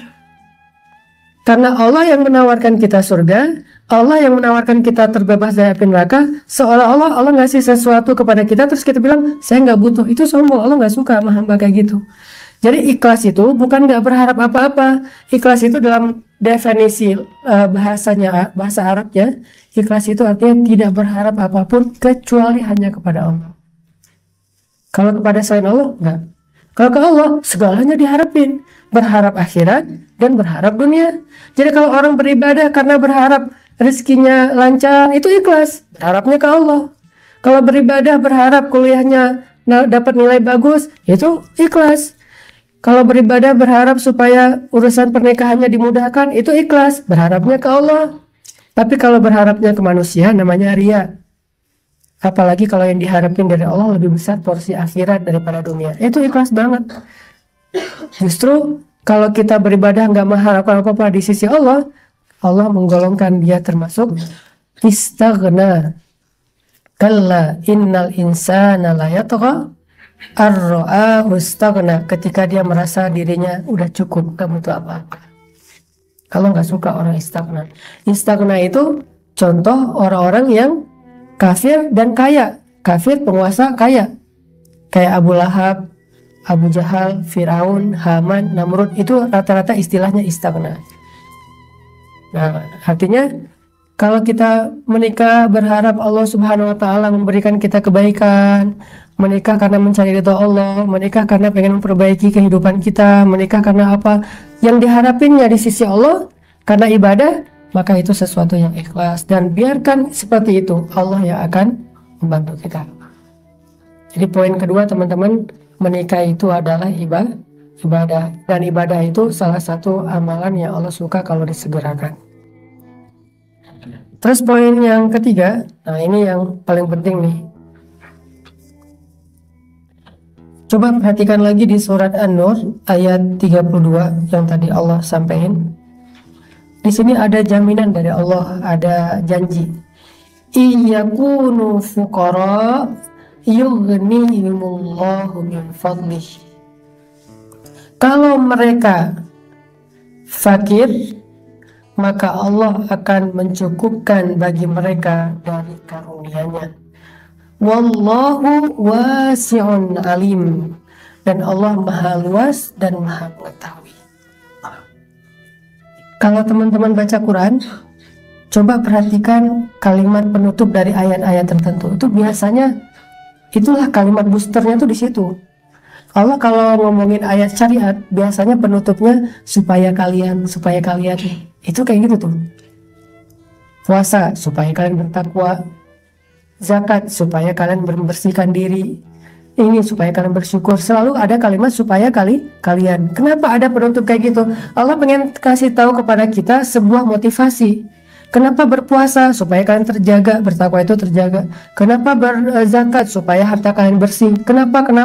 Jawabannya ada di akhir. Nah, kalau ayatnya tentang dosa, biasanya kalimat penutupnya itu, dan Allah Maha Pengampun lagi Maha Penyayang. Pasti gitu ayatnya. Nah, di sini Allah kasih kalimat penutup, wallahu wasi'un alim. Allah itu maha luas dan maha tahu. Apa hubungannya dengan kalimat sebelumnya? Kalimat sebelumnya Allah katakan, kalau mereka fakir, tahu arti fakir? Secara fikih, fakir itu hari ini aja nggak tahu makan apa, itu fakir secara fikih.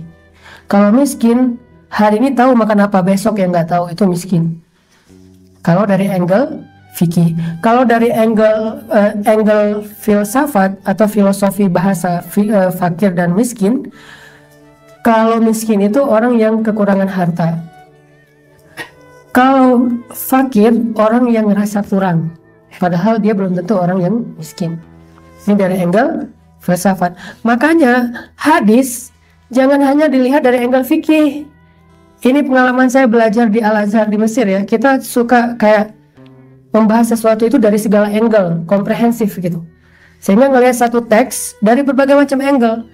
Kan ada kalimat yang salah diterjemahkan dari hadis Nabi. Orang miskin dekat dengan kekufurannya. Nabi nggak pernah ngomong miskin dekat dengan kekufuran. Yang ada fakir.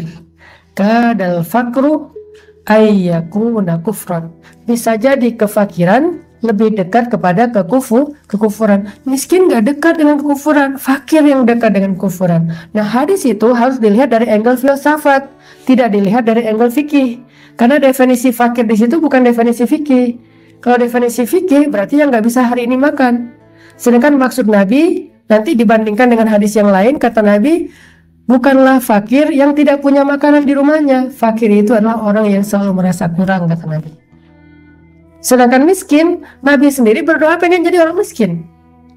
Ya Allah, hidupkan saya sebagai orang miskin, matikan saya sebagai orang miskin, bangkitkan saya bersama orang miskin. Berarti miskin itu nggak dekat dengan kekufuran. Miskin itu bukan sesuatu kegagalan. Miskin itu nggak kehinaan.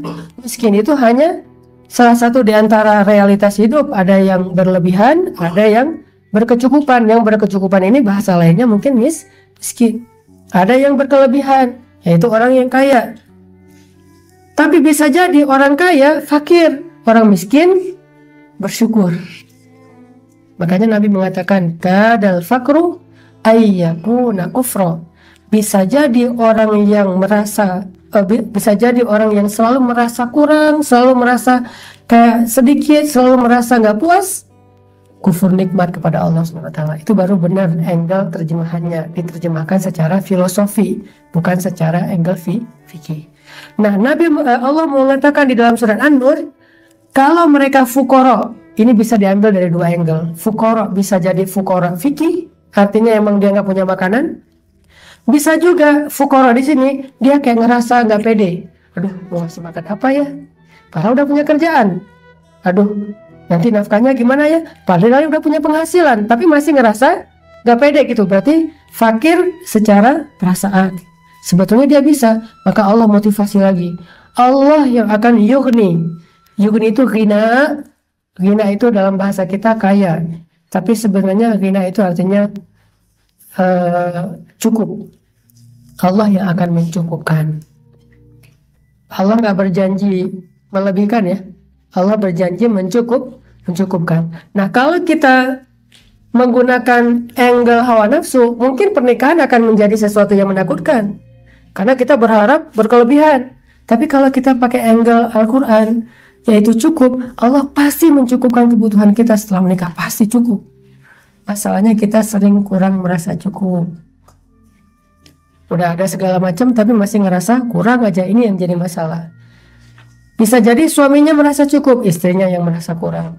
Atau sebaliknya. Kenapa? Karena sering ngebandingin dirinya dengan orang lain. Tapi kalau benar-benar hanya untuk kecukupan kita dalam hidup, Allah janjikan pasti cukup, nggak mungkin kurang. Kalau dia ngerasa nggak pede, ngerasa sedikit, Allah Subhanahu wa Ta'ala yang akan mencukupkan. Nah, ini ada hadis tentang masalah janji Allah ini buat orang-orang yang pengen nikah. Nabi bilang gini,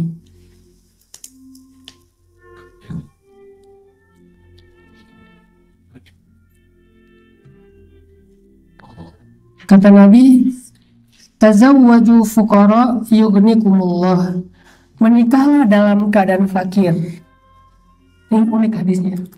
Bukan kayak hadis yang satu lagi kan, siapa yang sudah mampu di antara kalian maka menikahlah. Makanya orang kan sering baca satu hadis langsung menyimpulkan.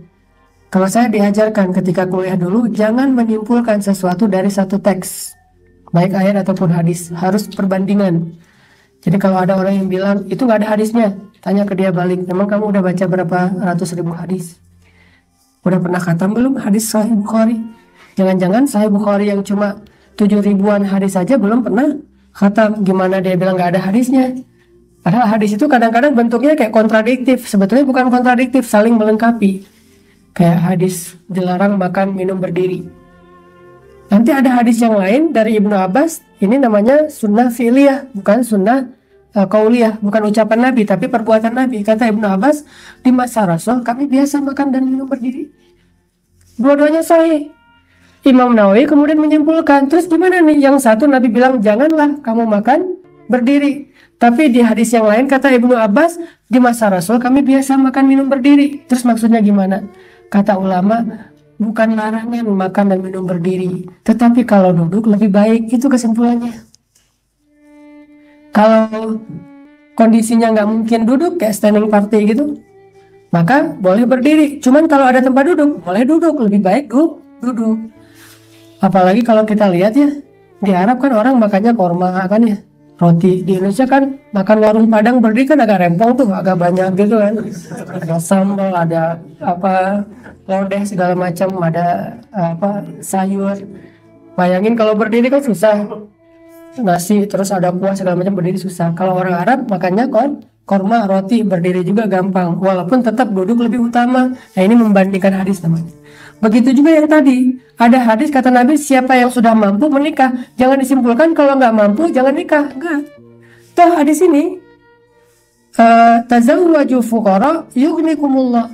Menikahlah dalam keadaan fakir, maka Allah akan mencukupkan kalian. Berarti menikah itu salah satu cara ikhtiar kita untuk mencukupkan rezeki. Bukan cukupkan rezeki baru nikah. Jadi nikah itu hasil setelah ikhtiar rezeki baru nikah, bukan. Justru pengen dapat rezeki, nikah. Dari angle hadis ini. Terus gimana kita menyatukan dua hadis yang kayaknya berseberangan? Gampang sebetulnya. Berusahalah untuk mencukupkan rezeki. Tapi kalau emang udah kebutuhannya pengen nikah, udah setuju juga, dan perempuannya juga solehah banget, nggak menuntut lebih, maka menikahlah. Yang kurang nanti Allah akan cukupkan, gitu maksudnya. Jadi jangan sampai kita idealis banget, harus penghasilan sekian baru nikah, harus lulus kuliah S2 dulu baru nikah, harus karirnya selevel ini dulu baru nikah. Nggak harus kayak gitu. Ikhtiar tetap. Nanti apa yang kurang, fuqara, Allah yang akan cukupkan, gitu maksudnya.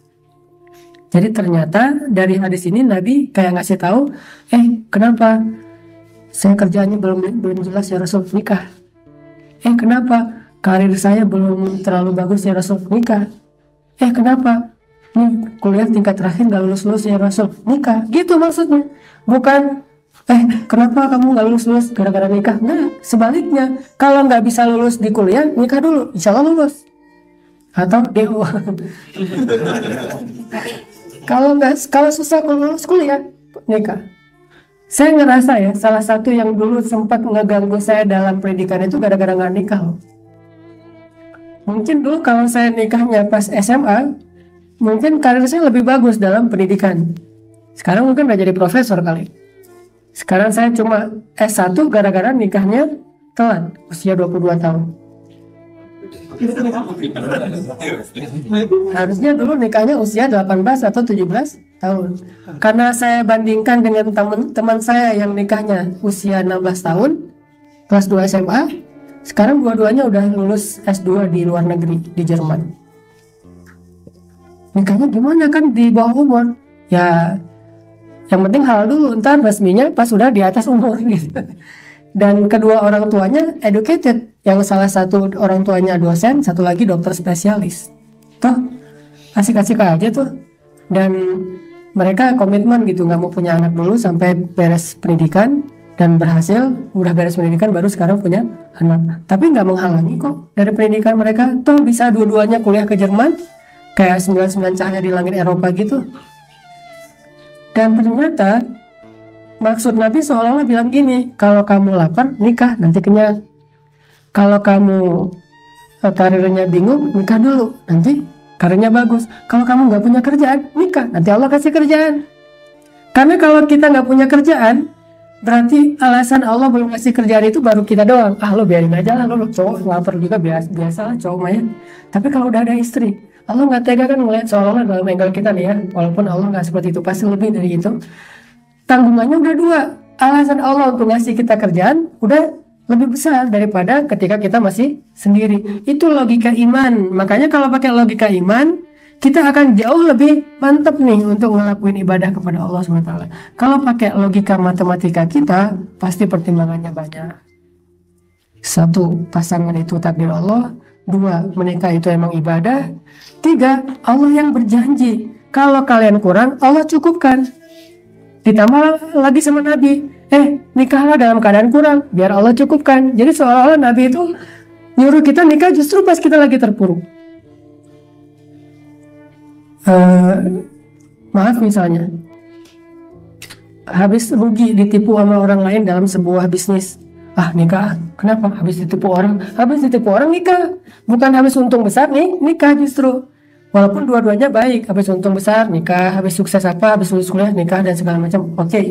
Tapi ada yang kadang-kadang kita abaikan. Berarti kita harus nikah setelah untung besar, nggak harus. Bisa jadi pernikahan itu adalah solusi dari sebuah masalah yang sedang kita hadapi. Di antaranya masalah finansial. Kalau kita punya masalah finansial, bisa jadi ternyata solusinya adalah menikah. Apa hubungannya masalah finansial dengan pernikahan? Tadi poin kedua, menikah itu adalah ketakwaan. Menikah itu adalah ibadah. Dan Allah berjanji di dalam surat At-Talaq, wa may yattaqillah yaj'al lahu makhraja wa yarzuqhu min haitsu la yahtasib. Nanti coba cek di surat 65 ayat 3 tuh. Terkenal kan? Sampai kalau kita baca komen dari ayat ini nih, makanya kalau baca ayat jangan cuma baca captionnya doang, baca komennya juga. Captionnya kan ayat tuh, komennya hadis. Coba lihat komen Rasul tentang ayat ini. Kata Nabi, seandainya di Al-Quran tidak ada ayat kecuali ayat ini, udah cukup tuh. Jadi seolah-olah kalau Al-Quran itu nggak ada ayat yang lain kecuali wa may yattaqillaha yaj'al lahu makhraja, udah cukup. Riwayat yang lain kata Nabi, komen yang lain kata Nabi, seandainya semua manusia punya masalah, lalu semuanya berdoa kepada Allah, maka Allah Subhanahu wa Ta'ala dengan ayat ini mencukupkan semua kebutuhan manusia yang berdoa kepada Allah tanpa ada satupun yang kekurangan. Jadi ayat ini tuh kalau dipakai untuk semua masalah kita cukup. Ayat ini doang nih. Masalahnya apa? Masalahnya sakit ya Ustaz, pakai At-Talaq ayat 3 dan 4. Masalah kamu apa? Belum punya keturunan, At-Talaq 3 dan 4. Masalah kamu apa? Belum punya kerjaan, At-Talaq 3 dan 4. Masalah kamu apa? Baru keluar dari sebuah pekerjaan yang syubhat atau haram, At-Talaq ayat 3 dan 4. Apapun masalah kita, kalau kita gunain ayat 3 dan 4 surat At-Talaq, itu udah cukup. Gimana melaksanakan ayat itu? Ngamalin ittaqullah, taat sama Allah. Dan salah satu bentuk ketaatan kepada Allah itu adalah menikah. Ini pengalaman pribadi saya. Tahun 2006 saya nikah. Tahun 2005 saya nikah. 2004. Jadi Allah tuh kayak ngasih langsung. Apa yang Allah ambil, Allah kasih ganti. 2004 akhir tuh kan terjadi musibah tsunami di Aceh, di kampung saya. ibu saya meninggal, kakak saya meninggal, keluarga saya banyak meninggal, rumah habis lah pokoknya. Waktu itu saya masih kuliah di Mesir. 2004 26 Desember ya, 26 Desember musibah tsunami. 15 Januari saya nikah. Jadi kurang lebih setengah bulan lah ya. Jadi setengah bulan setelah musibah menikah. Waktu itu saya nikah dalam keadaan lagi benar-benar fuqara. Ini bukti ayat dan hadis tadi itu benar. Dan kita pasti yakin insya Allah. Ini hanya sekedar sharing. Saya di Mesir kan memang punya beasiswa tiga sumber beasiswa. Karena saya ikut tes beasiswa, tiga-tiganya dapat. Terus saya suka usaha gitu, jual beli bakso, jual beli dolar gitu kan. Dolar untuk anak-anak baru kalau datang langsung ospeknya, lo kasih semua dolar lo ke gua gitu. Anak baru kan, oh ya kak, gak berani kan, kasih $1.000, $2.000, langsung dijual, dipalakin sama kakak kelas gitu. Jual dolar, bakso, catering kalau lagi musim liburan, sama haji sebagai petugas freelance gitu di travel haji.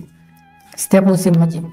Itu lumayan. Jadi saya di Mesir punya tempat tinggal 3 apartemen, 1 asrama 2 apartemen, dan salah satu apartemennya itu di daerah elit lah di kota Kairo, agak mahal.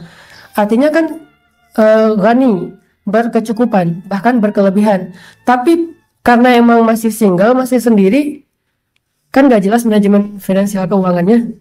Walaupun alhamdulillah sejak saya di Mesir justru saya ngebiayain adik-adik sekolah, kan bapak saya tukang pangkas. Adik saya ada 2, dua-duanya sekolah saya biayain. Kulkas pertama ada di rumah saya itu pas saya ke Mesir. Saya telepon ibu saya, mak, ini mau bulan puasa, mak butuh apa? Ya nih abang di rumah nggak pernah ada kulkas, mak kalau beli es ke tetangga terus.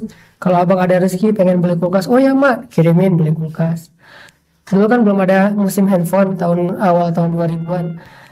Mak butuh apa? Kalau abang telepon mama harus ke rumah tetangga, nggak enak kalau sering-sering. Bisa nggak pasang telepon tapi bulanannya abang yang tanggung, teleponnya ke luar negeri lagi gitu. Oh ya mak, pasang gitu.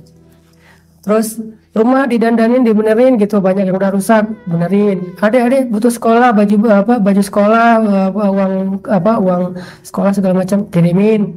Alhamdulillah justru keluarga kita itu jadi lebih nyaman dan saya rezekinya jadi agak lebih itu sejak ke Kairo. Yang tadinya judulnya sekolah, malah Allah kasih rezeki. Yang kalau teman-teman pernah lihat di YouTube, malah hampir nggak jadi ke Kairo gara-gara ngerasa nggak cukup modal nih. Tapi dalam kondisi kayak gitu, ada satu keyakinan, Allah di Mesir sama Allah di Indonesia sama. Ya udah berangkat kalau Allahnya sama. Kalau di Indonesia bisa makan, kenapa di Mesir enggak? Kan Allahnya sama. Berangkat.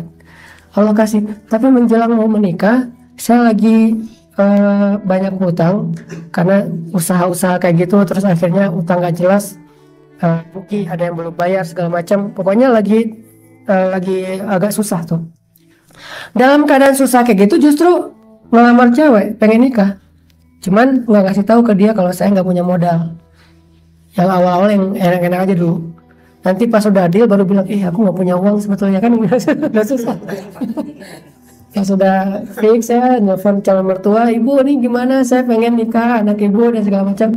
Ibunya bilang, saya mah terserah anaknya sih udah setuju. Saya langsung mewakili suara anaknya gitu lah. Anaknya sih udah setuju. Oh ya udah kalau gitu, udah sama orang tuanya udah deal, sama dianya udah deal, baru bilang saya nggak punya uang. Dia nyesek juga sih. Terus ya udah gimana tuh, boleh pinjam dulu nggak modal nikah $500. Dipinjamin $500, gak tahu sekarang udah bisa bayar atau belum ya. $500 dipinjamin, udah gitu dipakai untuk berangkat haji. Kan berangkat haji dari Mesir ke Arab Saudi itu cuma $500, sekitar 7 juta haji. Berangkat haji di sana spekulasi, nggak punya pegangan uang sama sekali dan nggak punya kontrak dengan travel manapun. Modal saya cuma beli satu dorongan wheelchair gitu kan. Beli wheelchair satu yang harganya 700.000,